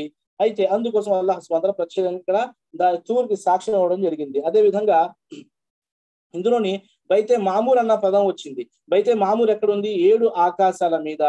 మనం మిట్ట మధ్యలోని భూమి మీద ఎక్కడైతే ఖానే కాబా ఉందో దానికి సమానంగా 7 ఆకాశాల మీద, దానికి సమానంగా 7 ఆకాశాల మీద ఒక గృహం ఉంది. దాని పేరు బైతే మామూర్. అంటే మామూర్ అంటే ఉమ్రా అని చేయడం అన్న పదం వస్తాయి. ఎప్పుడు ఉమ్రా జరుగుతూ ఉన్న ప్రదేశము. 71 రోజుకి 70,000 దూతలు అక్కడ ఏకతాటిగా తవాఫ్ చేస్తారు. అంటే 70,000 చేస్తారంటే దాని అర్థము ఒక రోజుకి అంతమందికి చేయడానికే సమయం సరిపోతుంది. అంటే ఇక వాళ్ళు రెస్ట్ తీసుకోరు. వాళ్ళు తవాఫ్ చేసిన దూత మళ్ళీ వచ్చి మళ్ళీ తవాఫ్ కోసం వేచి చూడాలన్న ఉద్దేశంతో, మళ్ళీ తవాఫ్ చేయాలన్న ఉద్దేశంతో మళ్ళీ వచ్చి నుంచుంటాడు. ప్రళయం వచ్చేస్తుంది కానీ మళ్ళీ ఆయనకి ఇంకోసారి తవాఫ్ చేసే అవకాశం రాదు. అల్లాహు అక్బర్. అన్ని దూతలు ఉన్నాయి అన్న విషయాన్ని మనం గ్రహించాలి. అల్లాహ్ సుబ్హానహు బైతే మామూర్కి ఆనుకుని హజరత్ ఇబ్రాహీం అలైహిస్సలాం గారు కూర్చుని ఉన్నారన్న విషయం కూడా మనము విన్నాము. ఈ విషయాలు ఇందులోని తెలియజేయబడ్డాయి. అదే విధంగా మహాప్రవక్త నజ్మ్, దాని తర్వాత వచ్చిన సూరా నజ్మ్ ఏదైతే ఉందో తూర్లోని కొన్ని విషయాలు నేను మీకు ప్రస్తావించాను. దీనిలోని వచ్చిన కొన్ని ముఖ్యమైన అంశాలు నేను మీకు తెలియజేశాను కూడా. అయితే దాని తర్వాత అల్లాహ్ సుబ్హానహు వతఆలా తెలియజేసిన నజ్మ్ సూరా ఏదైతే ఉందో ఈ సూరా యొక్క ఘనత ఏమిటో తెలుసు సోదరులారా, సోదరులారా. మహాప్రవక్త ముహమ్మద్ సల్లల్లాహు అలైహి వసల్లం గారు మక్కా నగరవాసుల ముందు బహిరంగంగా పూర్తిగా చదివిన సూరా నజ్మ్. నజ్మ్ ఈ సూరా విన్న తర్వాత మక్కా వాసులందరూ అంటే విశ్వాసులు, అవిశ్వాసులు, ఇస్లాంకి వ్యతిరేకులు అందరూ కూడా సాష్టాంగం చేశారు. కొంతమంది అంటారు ఉమయ్యా బిన్ ఖల్ఫ్ సాష్టాంగం చేయలేదు. అల్లాహ్ ముందు నేను సాష్టాంగం చేయనని చెప్పి మట్టి ఒక గుప్పుడు మట్టి తీసుకుని ఆ మట్టిలోనే సాష్టాంగం చేశాడు. అందుకోసం అల్లాహ్ సుబ్హానహు వతఆలా కాఫిర్గానే మరణించాడు. ఇస్లాం యొక్క హిదాయత్ ని అల్లాహ్ సుబ్హానహు వతఆలా ఇవ్వలేదు. కొంతమంది అంటారు ఉత్బా బిన్ రబీ అంటారు. వల్లాహు అలం, అల్లాహ్కి తెలుసు. ఇద్దరు ఒకరు సాష్టాంగం చేయలేదు, మిగతా వాళ్ళందరూ తెలియజేశారు. జైద్ బిన్ సాబిత్ రజియల్లాహు అన్హు గారు అంటున్నారు, ఈ సూరా నేను మహాప్రవక్త ముహమ్మద్ సల్లల్లాహు అలైహి వసల్లం గారు ముందు పూర్తిగా చదివాను. చదివిన తర్వాత మహాప్రవక్త ముహమ్మద్ సల్లల్లాహు అలైహి వసల్లం గారు సాష్టాంగం చేయలేదు. అంటే దీని అర్థం ఏమిటి అంటే తప్పనిసరి సజ్దా అయితే కాదు, చేస్తామా అల్హమ్దులిల్లాహ్, సజ్దా చేయకపోయినా పాపం అంటూ ఏమీ లేదు. అదే విధంగా ఇక్కడ అల్లాహ్ సుబ్హానహు వతఆలా వన్నజ్మి ఇజా హవా, కింద పడేటప్పటి నక్షత్రం సాక్షిగా అని చెప్పి అల్లాహ్ సుబ్హానహు వతఆలా ఏమైతే తెలియజేశారో కింద పడేటప్పుడు లేదంటే మాయం అయిపోయేదైనా కానివ్వండి, మాయం అయిపోవడం అంటే వెళ్ళిపోవడం కాదు, తెల్లవారుజామున వెలుతురు రావడం వల్ల మాయం అయిపోతాయి, అవి మనకు కనపడవు. ఏవైనా కానివ్వండి. కొంతమంది అంటారు సురయ్య నక్షత్రం, సురయ్య అన్న నక్షత్రం నక్షత్రాల పేర్లు, లేదంటే జుహైరా అన్న నక్షత్రం, ఈ రెండింటిలో ఏదో నక్షత్రం అయి ఉండవచ్చు అని చెప్పి కొంతమంది భావిస్తారు. అన్ని నక్షత్రాలకు కూడా ఈ ఆయతు వర్తిస్తుంది. అదే విధంగా 26వ వాక్యం కనుక మనం ఇందులో చూస్తే అల్లాహ్ సుబ్హానహు వతఆలా తెలియజేసిన ఒక విషయాన్ని ఇక్కడ గమనించని మీ ముందు ఉంచడానికి ప్రయత్నిస్తాను. అల్లాహ్ సుబ్హానహు వతఆలా అంటున్నారు, ఔజు బిల్లాహి మినష్ షైతానిర్ రజీమ్, బిస్మిల్లాహిర్ రహ్మానిర్ రహీం. వకమ్ మిన్ మలకిన్ ఫిస్ సమావాతి లా తుగ్ని షఫాఅతుహుం షైఅన్ ఇల్లా మిన్ బఅది అన్ యఅజన అల్లాహు లిమన్ యషాఉ వయర్దా. ఆకాశాలలో ఎంతమంది దైవదూతలు ఉన్నారు, కానీ వాళ్ళ సిఫారసు ఏమాత్రం పనికిరాదు. కాకపోతే అల్లాహ్ తన ఇష్టంతో తన కోరిన వారి విషయంలో సిఫారసు వినడానికి సమ్మతిస్తే అది వేరే విషయము. ఇక్కడ చూడండి, ఫలానా వారు సిఫారసు చేస్తారు, వాళ్ళ సిఫారసుతో స్వర్గంలోకి వెళ్ళిపోదాం, వీళ్ళ సిఫారసుతో స్వర్గంలోకి వెళ్ళిపోదాం అని చెప్పి ఏదైతే ఉంటుందో అలా లేనే లేదు, అది జరగని పని, అసంభవము. ఎందుకు? ఇక్కడ ఏమని తెలియజేశారు? మానవుడు అంటే పాపాలు చేస్తాడు, పుణ్యాలు చేస్తాడు, కానీ దైవదూతులు అల్లాహ్ యొక్క ఆజ్ఞ తప్ప వాళ్ళకి ఇతర విషయం ఏదీ తెలియదు. వారి గురించి అల్లాహ్ సుబ్హానహు వ తఆలా ఏమని తెలియజేశారు? వారు సిఫారసు చేస్తే అల్లాహ్ సుబ్హానహు వ తఆలా మీద ఎటువంటి బలవంతం లేదు, దౌర్జన్యం లేదు, అల్లాహ్ సుబ్హానహు వ తఆలా మీద ఎటువంటి ప్రెషర్ లేదు స్వీకరించాలని చెప్పి. అల్లాహ్ స్వీకరించాడు. అల్లాహ్ తలిస్తే, ఎవరికైతే సిఫారసు చేయమని సెలవిస్తే వారు సిఫారసు అల్లాహ్ తలుచుకుని, అల్లాహ్ కావాలని చెప్పి, అల్లాహ్ ఫలానా వ్యక్తి కోసం సిఫారసు ఉండాలని చెప్పి అల్లాహ్ సుబ్హానహు వ తఆలా భావించి ఆ అధికారాన్ని ఎవరికైనా ఇస్తే వాళ్ళు సిఫారసు చేస్తే ఆ సిఫారసును స్వీకరిస్తాడే తప్ప స్వయాన ఏ మానవుడు, ఏ దూత సిఫారసు పొందడానికి హక్కుదారుడు కాడు. రెండు విషయాలు. మహాప్రవక్త ముహమ్మద్ సల్లల్లాహు అలైహి వసల్లం గారి యొక్క సిఫారసు ఎవరెవరికి వర్తిస్తుంది అని చెప్పి కొన్ని హదీసులు మనం విన్నాం. అవి హదీసుల్లో తెలియజేయబడ్డావి, రుజువు ఇవ్వబడ్డావి. కానీ అవి కాకుండా నేను సిఫారసుకి హక్కుదారుణ్ణి అని చెప్పి ఇతర ఏ అంశంలో కూడా భావించకూడదు. ఏ హదీసుల్లో అది తెలియజేయబడ్డాయి, ఏ విషయాలు తెలియజేయబడ్డాయో అవే విషయాలు. అవి కాకుండా వేరే విషయాలలో నేను సిఫారసుకి హక్కుదారుని అయిపోతానని చెప్పి భావించకూడదు, మొదటి. రెండోది, నేను సిఫారసు చేయగలను అని చెప్పి కూడా భావించకూడదు. నేను ఎంతో పుణ్యాత్ముని కదా, అల్లాహ్ సుబ్హానహు వ తఆలా ప్రవక్తలకు కూడా సిఫారసు చేసే హక్కునిస్తాడు, దైవదూతలకు కూడా సిఫారసు చేయమని చెబుతాడు. దాని తర్వాత సత్యవంతులు అంటే ఇప్పుడు ఎవరైతే దరగాని అది అని ఇది అనుకుంటున్నారో వాళ్ళు కానే కాదు సోదరులారా. నిజంగా విశ్వాసి కలిగి ఉండి అల్లాహ్ పట్ల భయం భక్తి కలిగి ఉన్న వాళ్ళకి అల్లాహ్ సుబ్హానహు వ తఆలా అవకాశం ఇవ్వగలడు. కానీ స్వయాన ఏ వ్యక్తి కూడా నేను సిఫారసు చేయడానికి హక్కుదారుని అవుతానని చెప్పి భావించకూడదు. దైవదూత పాపము తెలియని దైవదూతలకే అల్లాహ్ సుబ్హానహు వ తఆలా ఆజ్ఞ లేనంత వరకు వాళ్ళు సిఫారసు చేయలేరు. అంటే ఇక మిగతా ఎవరు కూడా అల్లాహు అక్బర్, అల్లాహ్ పట్ల ఎంత నౌజు బిల్లా ఎలాంటి విషయాలు చెప్పడం జరుగుతుంది. అల్లాహ్ రక్షించాలి సోదరులారా. ముందు ఈ విషయాలు కూడా ప్రస్తావించబడ్డాయి. ఏమని? దైవదూతలకి అల్లాహ్ సుబ్హానహు ఆడవాళ్ళ పేర్లు పెట్టడం జరుగుతుంది. దీన్ని అల్లాహ్ సుబ్హానహు తఆలా ఇష్టపడడు. ఆ దైవదూతల్ని అల్లాహ్ సుబ్హానహు తఆలా యొక్క సంతానము ఆడ సంతానం చెప్పడం జరుగుతుంది. నౌజు బిల్లా, అల్లాహ్ రక్షించుగాక. లం యలిద్ వలం యూలద్, ఆయన ఎవరికి సంతానము కాదు, ఆయనకి సంతానము లేనే లేదు అని చెప్పి అల్లాహ్ సుబ్హానహు తఆలా స్పష్టంగా చెప్పిన తర్వాత కూడా మక్కా వాసులు తెలియజేసిన విషయాలు అల్లాహ్ సుబ్హానహు తఆలా ప్రస్తావించబడింది. అయితే అదే విధంగా 31వ వాక్యం మనం చూసుకుంటే గనక ఇందులో అల్లాహ్ సుబ్హానహు తఆలా తెలియజేయడం జరిగింది. వలిల్లాహి మా ఫిస్ సమావాతి వల్ అర్జ్ లియజ్ది అల్లదీన అసాఉ బిమా అమిలు వయజ్ది అల్లదీన అహ్సను బిల్ హుస్నా. ఆకాశాలలో ఉన్నదంతా అల్లాహదే. దుష్కర్మాలు చేసే వారికి అల్లాహ్ వారి కర్మలకు తగ్గ ప్రతిఫలం ఇవ్వడానికి, సత్కర్మాలు చేసే వారికి వారి కర్మలకు తగ్గట్టుగా పుణ్యఫలం ప్రసాదించడానికి దుర్మార్గుల ఆయన చేతుల్లోనే ఉన్నాయి. అంటే అల్లాహ్ సుబ్హానహు వ తఆలా తెలియజేసిన విషయాలు ఏమిటంటే, ఎవరు ఏ పనులు చేసుకోవాలి అన్నది అల్లాహే నిర్ణయిస్తాడు. మనం భావించాలి. నేను పాపాలు చేసుకుంటున్నాను కదా, అల్లాహ్ నా తలరాత్రిలో పాపాలే రాసి పెట్టాడు కదా, నేను పాపాలే చేసుకుంటానని చెప్పి భావించకూడదు. పుణ్యాల వైపుకు రావడానికి ప్రయత్నించాలి. పుణ్యాలు చేసుకునే వాళ్ళు ఈ పుణ్యాలు నాకు చాలు కదా, ఇవి నాకు స్వర్గానికి తీసుకెళ్లిపోతాయి కదా అంటే అలా కూడా భావించకూడదు. ఎందుకంటే ఏ పాపం యొక్క శిక్ష తీవ్రత ఎంత అన్నది మనకు తెలియదు. ఏ పుణ్యం పట్ల అల్లాహ్ సుబ్హానహు వ తఆలా ఎంత కరుణిస్తాడన్నది తెలియదు. చిన్న పుణ్యం వల్ల కూడా, చిన్న మంచి పుణ్యం వల్ల కూడా అల్లాహ్ సుబ్హానహు వ తఆలా మానవుడిని స్వర్గంలోకి ప్రవేశించే అవకాశం ఇవ్వగలడు. చిన్న పాపం వల్ల, ఒక చిన్న పాపం వల్ల దాన్ని మేము భారంగా భావించము, దాన్ని లెక్కలో తీసుకురాము. ఇది చిన్న పాపం అని భావిస్తాం. కానీ అది ఏ విధంగా అయితే చినుకుతో సముద్రం తయారవుతుందో, బిందువుతో, అలాగే చిన్న చిన్న పాపాలు ఒక పర్వతం లాంటి రూపాన్ని తీసుకుంటాయి. అవి నరకానికి గురి చేస్తాయి. అందుకోసము అల్లాహ్ సుబ్హానహు వ తఆలా ఏ చేసుకున్నా కానీ ప్రతి ఒక్క దానికి ప్రతిఫలం ఇవ్వనున్నాడు. ఏ విషయంలో కూడా అన్యాయం చెయ్యడు అల్లాహ్ సుబ్హానహు వ తఆలా. భూమి ఆకాశాలలో ఉన్నదంతా అల్లాహదే. అంటే ఇతరులు ఎవరన్నా మనకి ఇవ్వగలరా? ఇతరులు మన నుంచి ఎవరికైనా లాభం నష్టం కలగజేయగలరా అంటే ఏ మాత్రం చేయగలలేరు అన్న విషయాన్ని ఇక్కడ అల్లాహ్ సుబ్హానహు వ తఆలా స్పష్టంగా తెలియపరిచాడు. అదే విధంగా ఇక రహ్మాన్ సూరా రహ్మాన్ సూరా గురించి మనం తెలుసుకుంటే గనక ఇందులో మనం సూర నజ్మ్ తర్వాత సూర కమర్ లో నేను తెలియజేసిన విషయాలు సోదరులారా. అదే విధంగా కమర్ సూరాలోని అల్లాహ్ సుబ్హానహు వ తఆలా ఎన్నో విషయాలు మనం కమర్ గురించి వింటూ ఉంటాం. ఏమని వింటామంటే ఇది రాత్రి పడుకుని చదువుకునేటప్పుడు పడుకుంటే ఈ లాభాలు కలుగుతాయి అని చెప్పి వింటాము. అదే విధంగా సూర్య కమర్ గురించి ఇంకా వేరే విషయాలు కూడా చెబుతూ ఉంటారు. ఉదాహరణకి బహరాల్ ఏ విషయాలు అయితే సూర్య కమర్ను ఉద్దేశించి చెప్పడం జరుగుతుందో అవన్నీ కూడా బలహీనమైన హదీసులు. ఆ విషయం గుర్తించాలి మనం.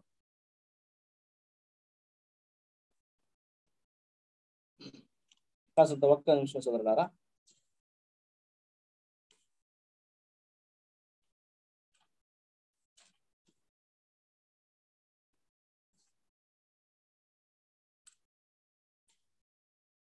సోదరులారా, ఇందులోని సూర్య కమర్లోని ఇవి ఏవి కూడా సూర్య కమర్ని ఉద్దేశించి రాత్రిపూట పడుకుని చదువుకుని పడుకుంటే ఈ లాభం కలుగుతుందని చెప్పి, లేదంటే ఈ నష్టం కలుగుతుందని చెప్పి ఏదైతే మనం అంటామో అవి ఎక్కడ కూడా ప్రస్తావించబడలేదు.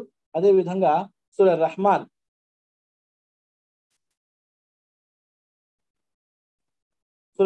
సూరాలో వచ్చేస్తే గనక అల్లాహ్ సుబ్హానహు వ తఆలా ఇందులోని ఫబి అయ్యి ఆలా రబ్బికుమా తుకజ్జిబాన్ అన్న వాక్యం ఏదైతే మనం మాటికి వస్తూ ఉంటుందో, కనుక మీరు మీ ప్రభు అనుగ్రహాలలో దేనిని త్రోసి ఉంచగలరు అని చెప్పి ఏదైతే జరిగిందో 31 సార్లు సూరా రహ్మాన్ లోని ఈ విషయాన్ని అల్లాహ్ సుబ్హానహు వ తఆలా 78 ఆయత్లోని 31 ఆయతులు 31 వాక్యాలు ఇవే ఉన్నాయి. ఈ సూరాలు మదీనాలో అవతరింపజేయబడిందని చెప్తారు, కానీ మక్కాలో అవతరింపజేయబడిందని చెప్పే విషయాలు ఏవైతే ఉన్నాయో ధార్మిక పండితులు ఏవైతే తెలియజేస్తారో అదే చాలా వరకు నిజమైంది. ఫతుల్ ఖదీర్ లో కూడా ఇదే విషయాన్ని తెలియజేయడం జరిగింది.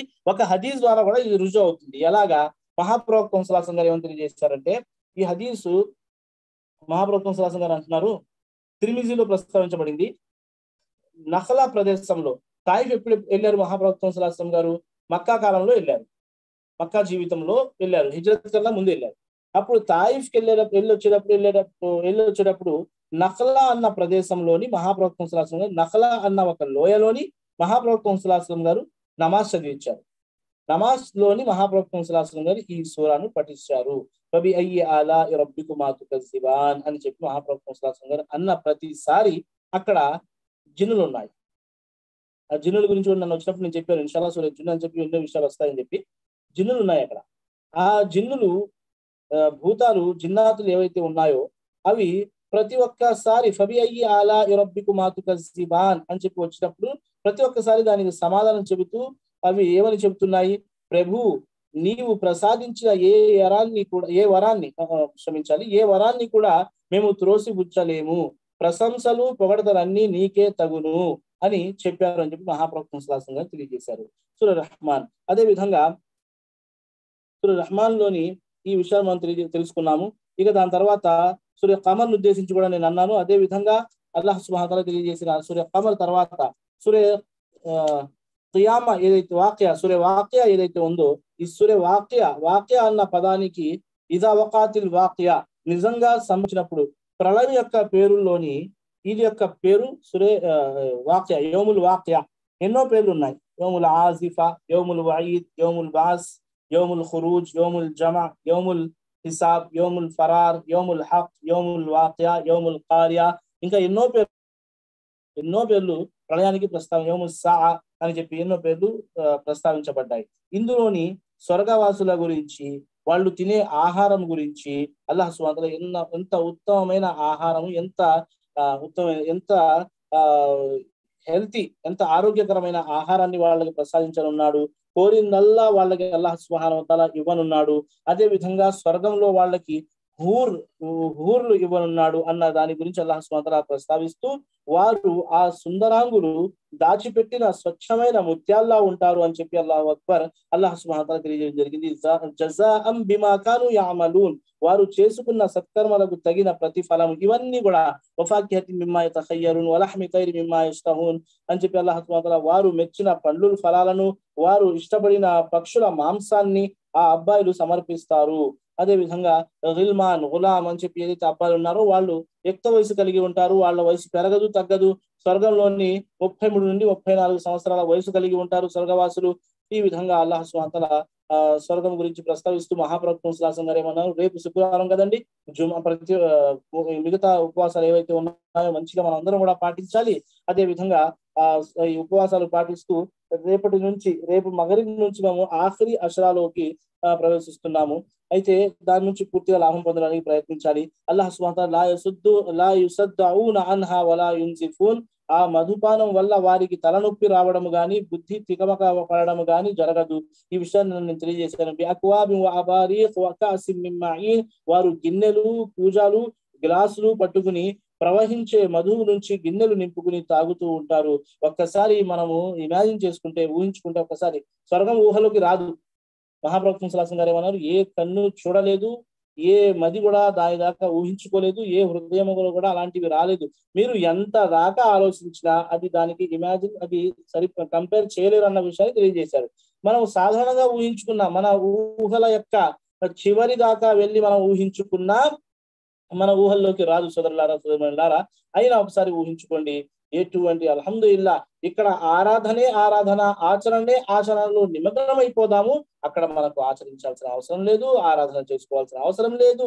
తాయితీగా మనం ఇష్టం వచ్చినట్టు అల్లాహ్ సుబ్హానహు వ తఆలా మనకు ప్రసాదించిన స్వర్గం. కానీ ఇక్కడ కష్టపడాలి, ఉపవాసాలు ఉన్నాము, దాన ధర్మాలు చేయాలి. తరావీలో ఎంతో ఇష్టముగా, ఎంతో ప్రేమగా ఖురాన్ వినాలన్న సంకల్పంతో తరావీలో నుంచి ఖురాన్ వినాలి. అదే విధంగా సెహరీ ఇఫ్తార్ పాటించాలి. సెహరీ ఇఫ్తార్ ఆదేశాలలో జాగ్రత్త పడాలి. ఆ యొక్క శుభాన్ని పొందడానికి ప్రయత్నించాలి. ఇఫ్తార్ కన్నా ముందు దువా స్వీకరించబడుతుంది. మనం తప్పనిసరిగా అల్లాహ్ ముందు దువా చేసుకోవాలి. ఇవన్నీ లాభాలు. ఇదే మనకి అల్లాహ్ సుబ్హానహు వ తఆలా ఎన్నో రంజాన్ ని ప్రసాదించుగాక అల్లాహకు మాత్రమే తెలుసు. అల్లాహ్ ఎన్నో మనకు అల్లాహ్ సుబ్హానహు వ తఆలా మనందరికి కూడా పుణ్యాల ద్వారా ఆయుష్ పొందే భాగ్యాన్ని ప్రసాదించు వల్ల, ఆ ఆయుష్లోని పుణ్యాలు చేసుకునే భాగ్యాన్ని ప్రసాదించు వల్ల, ఎన్ని రంజాన్లు అయితే మాకు ప్రసాదించనున్నావో అన్ని రంజాన్లలో కూడా ఉపవాసాలు పాటించి పూర్తి విశ్వాసంతో నీకు చేరువయ్యే భాగ్యాన్ని మాకు ప్రసాదించు వల్ల, ఈ ఉపవాసాలు మన ఆరాధనల ద్వారా స్వర్గంలోని ఉన్నతమైన స్థానాన్ని పొందే భాగ్యాన్ని వల్ల మాకు ప్రసాదించు. అయితే సోదరులారా, సోదరులారా, నేను తెలియజేశాను స్వర్గవాసుల గురించి అల్లాహ్ సుబ్హానహు వ తఆలా యతూఫు అలైహిం విల్దాను ముఖల్లదూన్, వారి సేవలో నిత్యం అబ్బాయిలుగానే ఉండే అబ్బాయిలు తిరుగుతూ ఉంటారు. అల్లాహు అక్బర్. ఇక్కడ మాకు ఒక్కసారి తల్లి అయినా సరే, అమ్మ ఒకసారి నీళ్ళు ఇవ్వు, 2 సార్లు 3 సార్లు 4 సార్లు లేచి తీసుకురా అంటది. అక్కడ అల్లాహ్ సుబ్హానహు వ తఆలా మా కోసమే కొంతమందిని అల్లాహ్ సుబ్హానహు వ తఆలా అబ్బాయిలు ఎప్పుడూ ఒకే నిత్యం వాళ్ళు ఈ అబ్బాయిలుగానే ఉండే వారిని అల్లాహ్ సుబ్హానహు వ తఆలా సేవల కోసం ఉంచారు. దీని గురించి ముఫస్సిరీన్ అంటున్నారు, అంటే వారు సదా ఒకే టీనేజ్ వయస్సులో ఉంటారు. వారి వయస్సు పెరిగి పెద్ద వారవడము, ముసలి వారవడము అనేది ఉండదు. వారు నిత్యం ఒకే విధంగా చురుకుగానే సేవలు చేస్తూ ఉంటారు. ఇక్కడ వాళ్ళకి ఎటువంటి ఇబ్బంది కానీ ఉండదు. దానికన్నా ముందు ఆయతుల్లో కూడా అల్లాహ్ సుబ్హానహు వ తఆలా అవే విషయాన్ని ప్రస్తావించడం జరిగింది. దాని తర్వాత స్వర్గవాసుల గురించి అల్లాహ్ సుబ్హానహు వ తఆలా ప్రస్తావించిన తర్వాత 41వ వాక్యం మనం చూసుకుంటే గనక సూరతుల్ వాకియాలోని అల్లాహ్ సుబ్హానహు వ తఆలా నరక వాసుల గురించి ప్రస్తావించారు. వఅస్హాబు షిమాల్ మా అస్హాబు షిమాల్ ఫీ సమూమిన్ వ హమీం. ఇకపోతే ఎడమ పక్షం వారు స్వర్గం వారు, కుడిపక్షం వారు. అల్లాహ్ సుబ్హానహు వ తఆలా మమ్మల్ని కూడా కుడిపక్షంలో వారిలో చేర్చు. ఎడమ పక్షం వారిలో కాకుండా అల్లాహ్ మా విశ్వాసాన్ని మమ్మల్ని మాకు నరకం నుండి దూరం ఉంచుకునే భాగ్యాన్ని మాకు ప్రసాదించు. ఇకపోతే ఎడమ పక్షం వారి దుర్భార స్థితి గురించి ఎలా చెప్పేది, అల్లాహ్ అన్నది ఎలా ప్రస్తావించాలి. ఫీ సమూమి వ హమీం, అల్లాహ్ రక్షించుగాక నరకం గురించి. చూడండి, ఇక్కడ అల్లాహ్ సుబ్హానహు వ తఆలా ఒక నక్షాన్ని తీసుకొచ్చి ఇక్కడ తెలియజేయడం జరిగింది. వారు తీవ్రమైన సెగలలో సలసల కాగే నీళ్లలో చిక్కుకుని ఉంటారు. ఇంకా నల్లని పొగల నీడలో. స్వర్గవాసులు చల్లని నీడలోని వాళ్ళు సుఖముగా సంతోషంగా ఉంటారన్న విషయాన్ని అల్లాహ్ సుబ్హానహు వ తఆలా ప్రస్తావిస్తే, నరకవాసుల యొక్క నీడ గురించి ప్రస్తావిస్తూ అల్లాహ్ సుబ్హానహు వ తఆలా వారు బంగార తీగలతో నేయబడిన పీఠాలపై ఉంటారు. ఇలాగా అల్లాహ్ సుబ్హానహు వ తఆలా స్వర్గవాసులు ఉలాయికల్ ముఖర్రబూన్ ఫీ జన్నాతి నঈం సుల్లతున్ మినల్ అవలీన్, ఇవన్నీ ముత్తకీన అలైహా ముతకాబిలీన్, ఈ వాక్యాలన్నీ కూడా అల్లాహ్ సుబ్హానహు వ తఆలా స్వర్గవాసుల గురించి తెలియజేశారు. దాని తర్వాత నరకవాసుల గురించి ఏమన్నారు? అది ఆ పొగ ఎక్కడి నుంచి వస్తుంది అని దాని గురించి తెలియజేస్తూ ఏమంటున్నారు అంటే, అగ్ని జ్వాలల వల్ల ఏర్పడే తీవ్రమైన వేడి లేక సెగ, అది శరీరాన్ని మార్చివేస్తూ ఉంటుంది. హమీం అంటే సలసలా కాగే నీరు, యహ్మూమ్ అంటే దట్టమైన నల్లటి పొగ. నరక తాపానికి తట్టుకోలేక వారు ఏదన్నా నీడలో సెద తీరాలని వెతుకుతారు. వారి నీడ కనిపిస్తుంది, వారికి నీడ కనిపిస్తుంది, వారక్కడికి చేరుతారు కూడా. కానీ అది చల్లదనాన్ని హాయిని ఇచ్చే నీడ కాదు సుమా, అది నరకాగ్ని నుండి వచ్చిన నల్లని పొగ నీడ. మరికొంతమంది అభిప్రాయం ప్రకారము అది నరకాగ్నికి ఆహుతి అయిన వారి కొవ్వు నుండి, అల్లాహు అక్బర్ అల్లాహు అక్బర్, వాళ్ళ కొవ్వు నుండి వచ్చే ఏదైతే పుట్టిన దట్టమైన పొగ. ఇంకొంతమంది అభిప్రాయం ప్రకారం అది నల్లని బొగ్గు. ఇమాం జహక్ ఇలా అంటున్నారు, నరకాగ్ని కూడా నల్లగానే ఉంటుంది, నరకవాసులు కూడా నల్లగానే ఉంటారు, నరకంలో ప్రతిదీ నలుపు ఆవరించి ఉంటుంది. మరి ఇలాంటి ధరించడం తప్పు కాదు, కానీ నల్లే ధరించుకున్నాను ఈరోజు నేను. అయితే నల్లవి ఏవైతే ఉన్నాయో ఇవి నరకవాసులు నల్లగా ఉంటారు, నరకంలో ఉన్న ప్రతిదీ కూడా నల్లగానే ఉంటుంది అని చెప్పి ఇమాం జహక్ రహమతుల్లాహి తెలియజేస్తున్నారు. అయితే సోదరులారా, అంటే దీనికి వ్యతిరేకంగా తెల్ల రంగు, అది మహాప్రవక్త సల్లల్లాహు అలైహి వసల్లం గారు ఏమన్నారు? తెల్ల రంగు ధరించండి, మీ మృతదేహాలు ఏవైతే ఉన్నాయో, మృతదేహాలు ఏవైతే ఉన్నాయో వాళ్ళని కూడా తెల్ల దుస్తుల్లోనే, తెల్ల కఫన్లోనే వాళ్ళని చుట్టండి అని చెప్పి తెలియజేయడం జరిగింది. వేరే కలర్ గురించి నాకైతే తెలియదు, హదీసుల్లో అక్కడ ప్రస్తావన లేదు. ఎర్ర దుస్తు చాలా మంది చుట్టూ ఉంటారు స్త్రీలకు అని చెప్పి నాకు తెలిసి హదీసు ప్రకారంగా, నా జ్ఞానం ప్రకారంగా అయితే అది లేదు. ఒకవేళ చనిపోయేవారు వసియత్ చేసి చనిపోతున్నారు, ఫలానా నేను మక్కా నుంచి తెచ్చుకున్నాను, మదీనా నుంచి తెచ్చుకున్నాను, లేదంటే నేను స్వయానా దీన్ని కుట్టుకున్నాను, తెల్లదైనా సరే అది వేరే కలర్ అయినా సరే, వసియత్ చేసి చనిపోతుంటే బహుశా అలా చేయవచ్చేమో, వల్లాహు ఆలం బిస్సవాబ్, అల్లాహ్ మాత్రమే తెలుసు. అయితే మహాప్రవక్త అల్లాహ్ సుబ్హానహు వ తఆలా తెలియజేసిన విషయాలు ఏమిటి? నరకం గురించి. ఇంకా నల్లని పొగల నీడలో ఉంటారు. దాని తర్వాత అల్లాహ్ అంటున్నాడు, సెలవిస్తున్నారు, అది చల్లగాను ఉండదు, ఆహ్లాదకరంగాను అస్సలు ఉండదు. నీడంటేనే మనం ఏం భావిస్తున్నాము? బయటికి వెళ్తే ఎలాంటి ఎండ ఉందండి, కాస్తంత నీడ ఉంటే అల్హమ్దులిల్లాహ్ అనుకుంటాం, కానీ ఆ నీడ వల్ల వారికి ఎటువంటి లాభం కలగదు. ఇన్నహుం కాను కబల జాలిక ముత్రఫీన్, అవును మరి అంతకు ముందు వారంతా సుఖ విలాసాలలో తెలియాడిన వారే. అంటే అల్లాహ్ సుబ్హానహు వ తఆలా తెలియజేశారు, అంటే పరలోక జీవితాన్ని విస్మరించి ప్రాపంచిక భోగభాగ్యాలలో మునిగి తేలుతూ ఉండేవారు కదా, అదే వాళ్ళు శాశ్వతం అనుకున్నారు. వకాను యుసిర్రూన అలల్ హిన్సిల్ అజీమ్ వకాను యఖూలూన ఇజా మిత్నా వకున్నా తురాబన్ వ ఇజామన్ ఇన్నా లమబూసూన్. ఇంకా వారు మహాపరాధాలపై హఠం చేసేవారు. పైగా వారిలా అనేవారు, ఏమిటి, మేము మరణించి మట్టిగా ఎముకలు అయిపోయాక మళ్ళీ సజీవులుగా లేపబడతామా? ఆ రోజు నిజంగా ఒక్కసారి ఇప్పుడున్న ఎవరైతే విశ్వాసులకి వ్యతిరేకంగా మాట్లాడుతున్నారో కాస్తంత వాళ్ళని ఊహించుకుని ఒక్కసారి చూడండి. ఈ రోజు మన చేతుల్లో లేదనుకోండి, అల్హమ్దులిల్లా ప్రతిరోజు మన చేతిలో ఉంది, మనం అల్లాహ్ని ఆరాధించుకుంటున్నాం, స్వర్గాన్ని పొందుతున్నాం. కానీ ఈ ఆయత్ ప్రకారంగా కాస్తంత ఆలోచించుకుంటే రేపు వాళ్ళు నరకంలో కాలేటప్పుడు అందరి గురించి మేలుగా మంచిగా ఆలోచించాలి. అల్లాహ్ అందరికీ హిదాయత్ ఇవ్వుగాక, రుజు మార్గాన్ని ప్రసాదించుగాక. అయితే వాళ్ళు నరకంలో వెళ్ళిన తర్వాత చెప్పినా వినకపోయే మొండితనముగా వ్యతిరేకులు ఎవరైతే ఉన్నారో వాళ్ళు ఆ రోజు ఏమంటారు? వాళ్ళు ఎలాంటి పరిస్థితుల్లో ఉంటారు చూడండి. సజీవులుగా లేపబడతామా, ఎముకలుగా అయిపోయాక మళ్ళీ సజీవులుగా లేపబడతామా? అల్హమ్దులిల్లా మనందరికీ విశ్వాసం ఉంది, విశ్వాసం ఉండాలి, మళ్ళీ లేపబడతామన్న విషయం గురించి. అదే విధంగా 41వ వాక్యం నుంచి అల్లాహ్ సుబ్హానహు వ తఆలా ఈ విషయాన్ని తెలియజేయడం జరిగింది. 51వ వాక్యం మనం చూసుకుంటే గనక 51 నుంచి 56 వరకు అల్లాహ్ సుబ్హానహు వ తఆలా తెలియజేసిన విషయాలు మనం గమనిస్తే అల్లాహ్ సెలవిస్తున్నారు, సుమ్మ ఇన్నకుమ్ అయ్యుహల్ ముకజ్జిబూన్ లాకిలూన మిన్ షజరిన్ మిన్ జక్కూమ్ ఫమాలిఊన మిన్హల్ బుతూన్. ఇది కూడా చూడండి. మరి మీరు ఓ మార్గభ్రష్టులారా, ధిక్కర జనులారా, మీరు జముడు వృక్షాలను తింటారు, వాళ్ళ ఆహారం గురించి తెలియజేయడం జరుగుతుంది. మరి ఆ పైన మీరు సలసలా కాగే నీరు త్రాగబోతున్నారు. దప్పిక ఉన్న ఒంటెల త్రాగినట్లు తాగుతారు. అంటే ఆకలిగా ఉన్న ఒంటెల మాదిరిగా మీరు తాగుతారు, కానీ అది దాహాన్ని తీర్చదు సోదరులారా. అదే విధంగా అల్లాహ్ అంటున్నారు, హాదా నుజ్లుహుం యౌమద్దీన్, ఈ తీర్పు దినాన వారికి లభించే మొదటి ఆతిథ్యం ఇది. అల్లాహు అక్బర్. స్వర్గవాసులకు కూడా అల్లాహ్ సుబ్హానహు వ తఆలా ఆతిథ్యాన్ని ఇవ్వనున్నాడు, నరకవాసులకు కూడా అల్లాహ్ సుబ్హానహు వ తఆలా ఆతిథ్యాన్ని ఇవ్వనున్నాడు.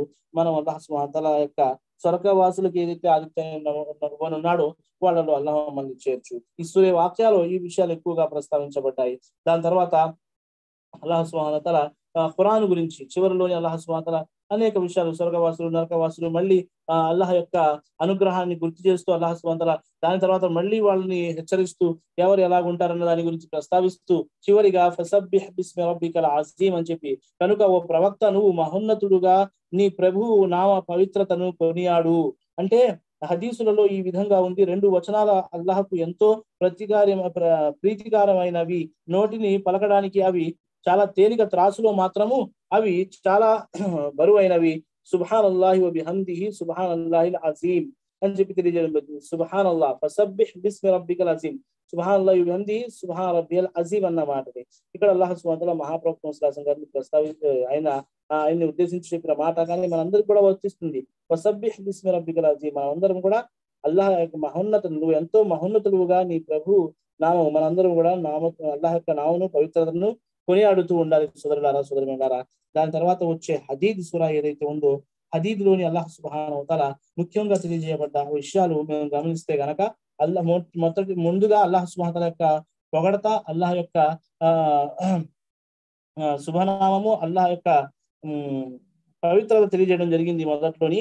దాని తర్వాత మనం చూసుకుంటే గనక అల్లాహ్ సుబ్హానహు వ తఆలా అధికారంలోనే భూమాకాశాల సర్వభూమతము మనదే, ఆయనదే, అల్లాహదే, జీవన మరణాల ప్రదాత ఆయనే, ఆయన ప్రతిదీ చేయగల అధికారం గలవాడు.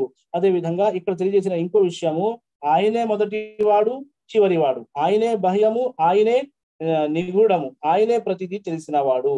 అల్లాహ్ ప్రతి ఒక్క చోట ఉన్నారన్న అకీదా ఏదైతే కలిగి ఉన్నారో, అల్లాహ్ యొక్క జ్ఞానం ప్రతి ఒక్క చోట ఉంది. కానీ ఆయనే మొదలు, ఇక ఆయన కన్నా మొదలన్నది అక్కడ దాకా శైతాన్ తీసుకెళ్తూ ఉంటాడు. మహాప్రవక్త సల్లల్లాహు అలైహి వసల్లం గారు అంటారు, తెలియజేస్తున్నారు ఏమని, శైతాన్ వచ్చి మానవుడి యొక్క హృదయంలోని ఒక చిన్న రవ్వ, అదే అగ్ని రవ్వ మొదలు పెడతాడు. ఎలాగని అంటే అల్లాహ్ పట్ల విశ్వాసంని బలహీనం చేయడానికి మొదలు పెడతాడు. ఎలాగా, నీ తండ్రి ఎవరు అంటాడు.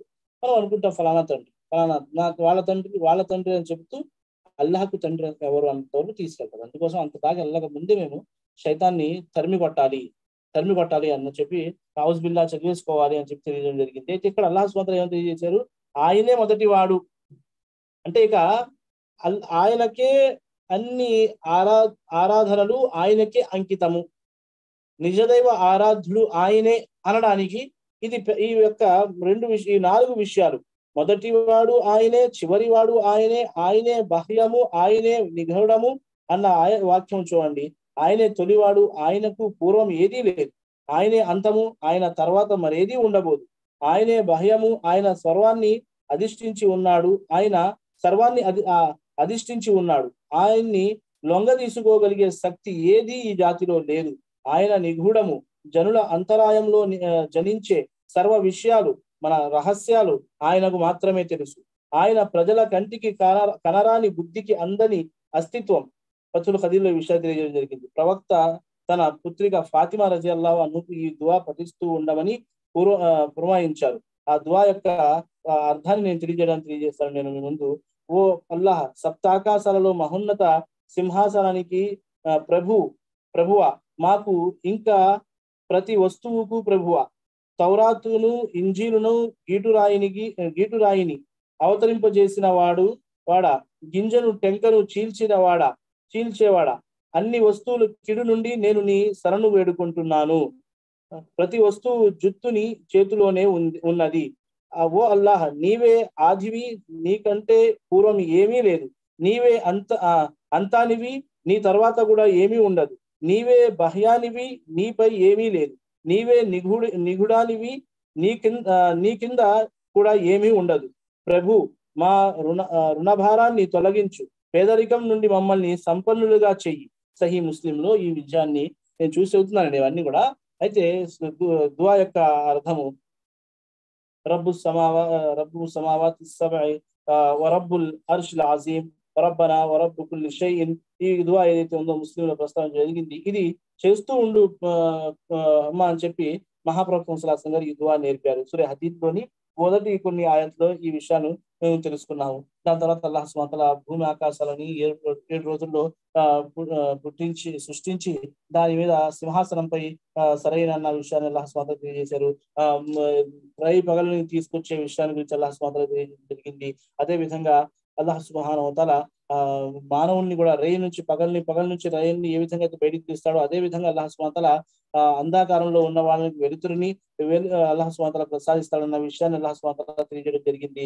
ఈ విషయాన్ని అల్లాహ్ సుబ్హానహు వ తఆలా ప్రస్తావిస్తూ ఈ సూరాలోని అల్లాహ్ సుబ్హానహు వ తఆలా ఒక వాక్యంలోని తెలియజేసిన విషయం నేను మీ ముందు ఒక్క నిమిషం కోసం తెలియజేస్తాను. అదేమిటంటే అల్లాహ్ సుబ్హానహు వ తఆలా సెలవిస్తున్నారు ఖురాన్ ఈ సూరా హదీద్ లోని 55వ వాక్యంలోని అల్లాహ్ సుబ్హానహు వ తఆలా అంటున్నారు. 25వ వాక్యంలోని అల్లాహ్ సెలవిస్తున్నారు ఔజు బిల్లాహి మినష్ షైతానిర్ రజీం బిస్మిల్లాహిర్ రహ్మానిర్ రహీం లఖద్ అర్సల్నా రుసులనా బిల్ బయ్యినాతి వఅన్జల్నా మఅహుముల్ కితాబ వల్ మీజాన లియఖూమన్ నాసు బిల్ కిస్తి వఅన్జల్నల్ హదీద్. హదీద్ అన్న సూరా పేరు ఏదైతే ఉందో అది దీని ద్వారానే వచ్చింది. ఈ యొక్క వాక్యం నుంచి ఈ యొక్క పదాన్ని తీసుకుని సూరా పేరు పెట్టడం జరిగింది. ఫీహి బఅసున్ షదీదున్ వమనాఫిఉ లిన్నాసి వలియఅలమల్లాహు మన్ యన్సురుహు వరుసులహు బిల్ గైబి ఇన్నల్లాహ ఖవియ్యున్ అజీజ్. అల్లాహ్ సుబ్హానహు వ తఆలా సెలవు ఇవ్వడం జరుగుతుంది. ఇందులోని అల్లాహ్ సుబ్హానహు వ తఆలా తెలియజేసిన విషయాలు నిశ్చయంగా మేము మా ప్రవక్తలకు స్పష్టమైన నిదర్శనాలను ఇచ్చి పంపాము.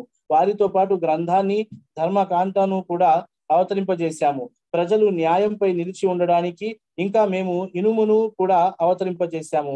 అందులో చాలా బలం ఉంది. జనుల కొరకు ఇతరత్ర ప్రయోజనాలు కూడా ఉన్నాయి. ఇంకా చూడకుండానే తన ప్రవక్తలకు తోడ్పడే వారెవరో అల్లాహ్ తెలుసుకోదలిచాడు. నిస్సందేహంగా అల్లాహ్ మహాబలుడు, తిరుగులేనివాడు.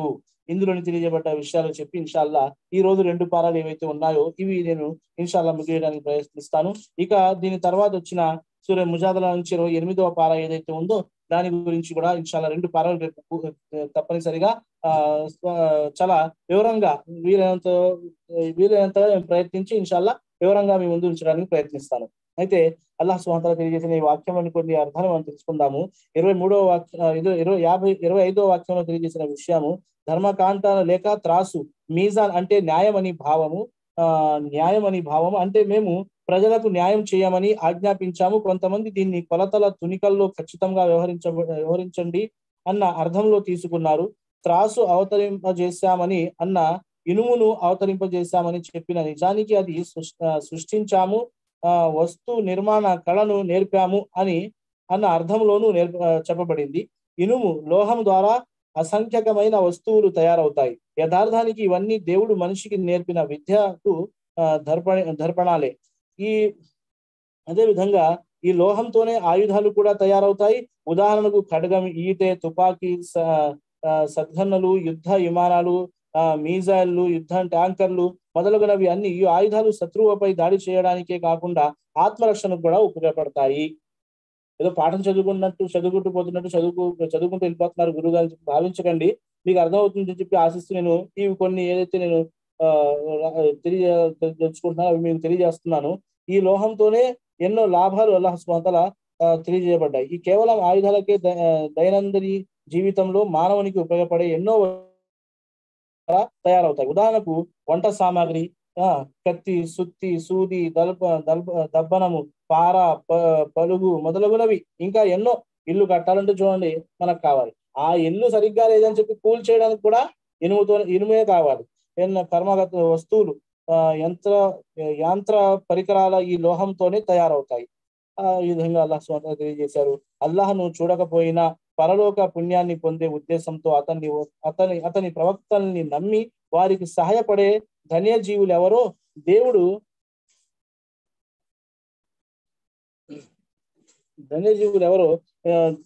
ఇందులో ఎన్నో ధన్యజీవులు ఎవరో దేవుడు పరీక్షించదలిచాడు.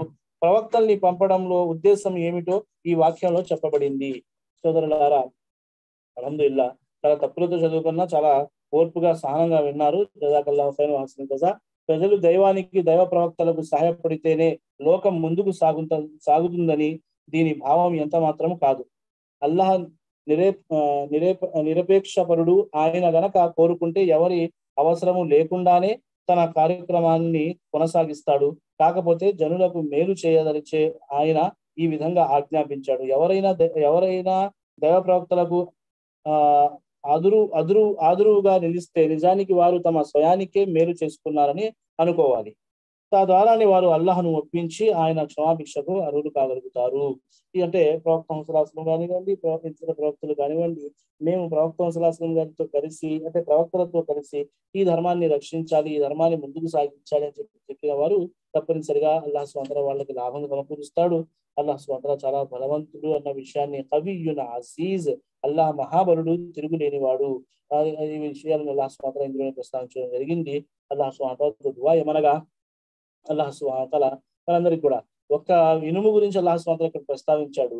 ఇనుము ఒకటే కాదు, ఈ సృష్టిలోని ఎన్ని అల్లాహ్ సుబ్హానహు వ తఆలా పెట్టడం జరిగింది. వాటి ద్వారా మానవుడు ఎంతగా లాభం పొందుతున్నాడు. సుబ్హానల్లాహ్, అల్హమ్దులిల్లాహ్.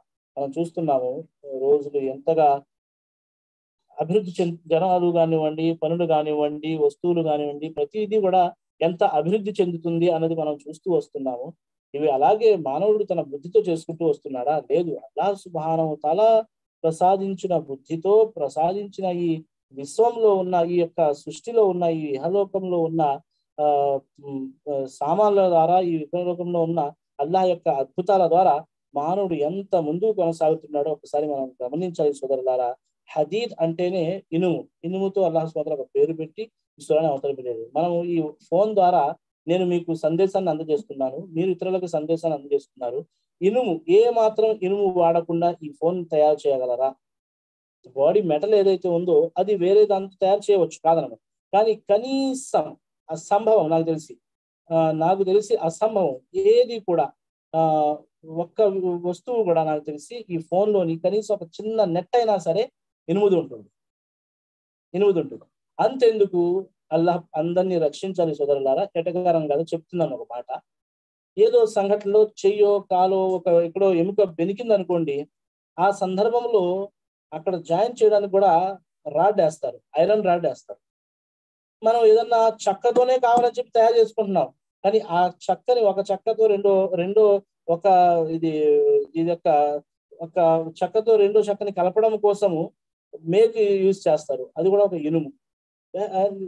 ఇంకా టోటల్ గా ఇవి అల్హమ్దులిల్లాహ్ వృక్షాలు ఏవైతే ఉన్నాయో దాని గురించి అల్లాహ్ సుబ్హానహు వ తఆలా ఎన్నో వాక్యాలు అవతరింపజేశాడు. దాని గురించి కూడా ప్రస్తావించాడు. వృక్షాల వల్ల కలిగే లాభాలు, సుబ్హానల్లాహ్, వృక్షాల వల్ల చాలా లాభాలు ఉన్నాయి. ప్రకృతి ఏదైతే ఉందో, అల్లాహ్ సృష్టించింది ఏదైతే ఉందో, దాని వల్ల కలిగే లాభాలు కూడా చాలా ఉంటాయి. ప్లాస్టిక్ వల్ల నష్టాలు ఎన్ని ఉన్నాయండి. మనం ప్లాస్టిక్ నుంచి దూరం ఉండగలుగుతున్నామా?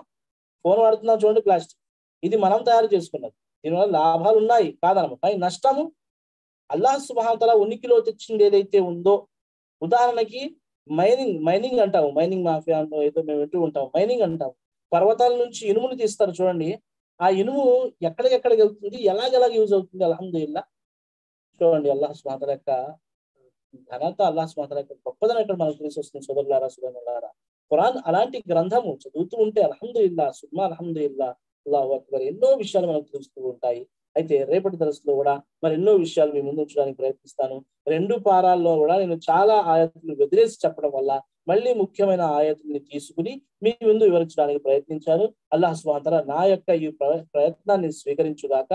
మీరందరూ ఎవరైతే వింటున్నారో అల్లాహ్ సుబ్హానహు వ తఆలా మీరు ఇక్కడ సహనంగా, ఓర్పుగా వింటున్నారు. అల్లాహ్ సుబ్హానహు వ తఆలా ఎంతో ప్రేమగా ఖురాన్ మరియు హదీస్ జ్ఞానం పొందాలన్న ఉద్దేశంతో మీరు ఏదైతే కూర్చుని వింటున్నారో, అల్లాహ్ సుబ్హానహు వ తఆలా మీ వినడానికి, మీ కూర్చోవడానికి మీ సమయం కేటాయించిన అల్లాహ్ సుబ్హానహు వ తఆలా స్వీకరించుగాక. అల్లాహ్ సుబ్హానహు వ తఆలా మేము ఏదైతే ఖురాన్ చదువుతున్నామో ప్రతి అక్షరానికి బదులు, ప్రతి వాక్యానికి బదులు అల్లాహ్ సుబ్హానహు వ తఆలా సంపూర్ణంగా పుణ్యాలు మాకు ప్రసాదించుగాక. అల్లాహ్ సుబ్హానహు వ తఆలా దీని ద్వారా మనకి రుజుమార్గాన్ని ప్రసాదించుగాక. మన హృదయాలని అల్లాహ్ సుబ్హానహు వ తఆలా తన వైపు నువ్వు మరల్చుకో. అల్లాహ్ సుబ్హానహు వ తఆలా దీనిలో ఎక్కువగా ఆలోచించి, దీని పట్ల మనము దీనిలో గ్రహించి ఏవైతే విషయాలు మాకు మన విశ్వాసాన్ని బలపరిచే ఉన్నాయో వాటి ద్వారా మన విశ్వాసాన్ని మరింత బలం సమకూర్చుకునే భాగ్యాన్ని మనందరికీ ప్రసాదించుగాక. ఆమీన్ సుమ్మా ఆమీన్. వాఖిరు దఅవానా అల్హమ్దులిల్లాహి రబ్బిల్ ఆలమీన్.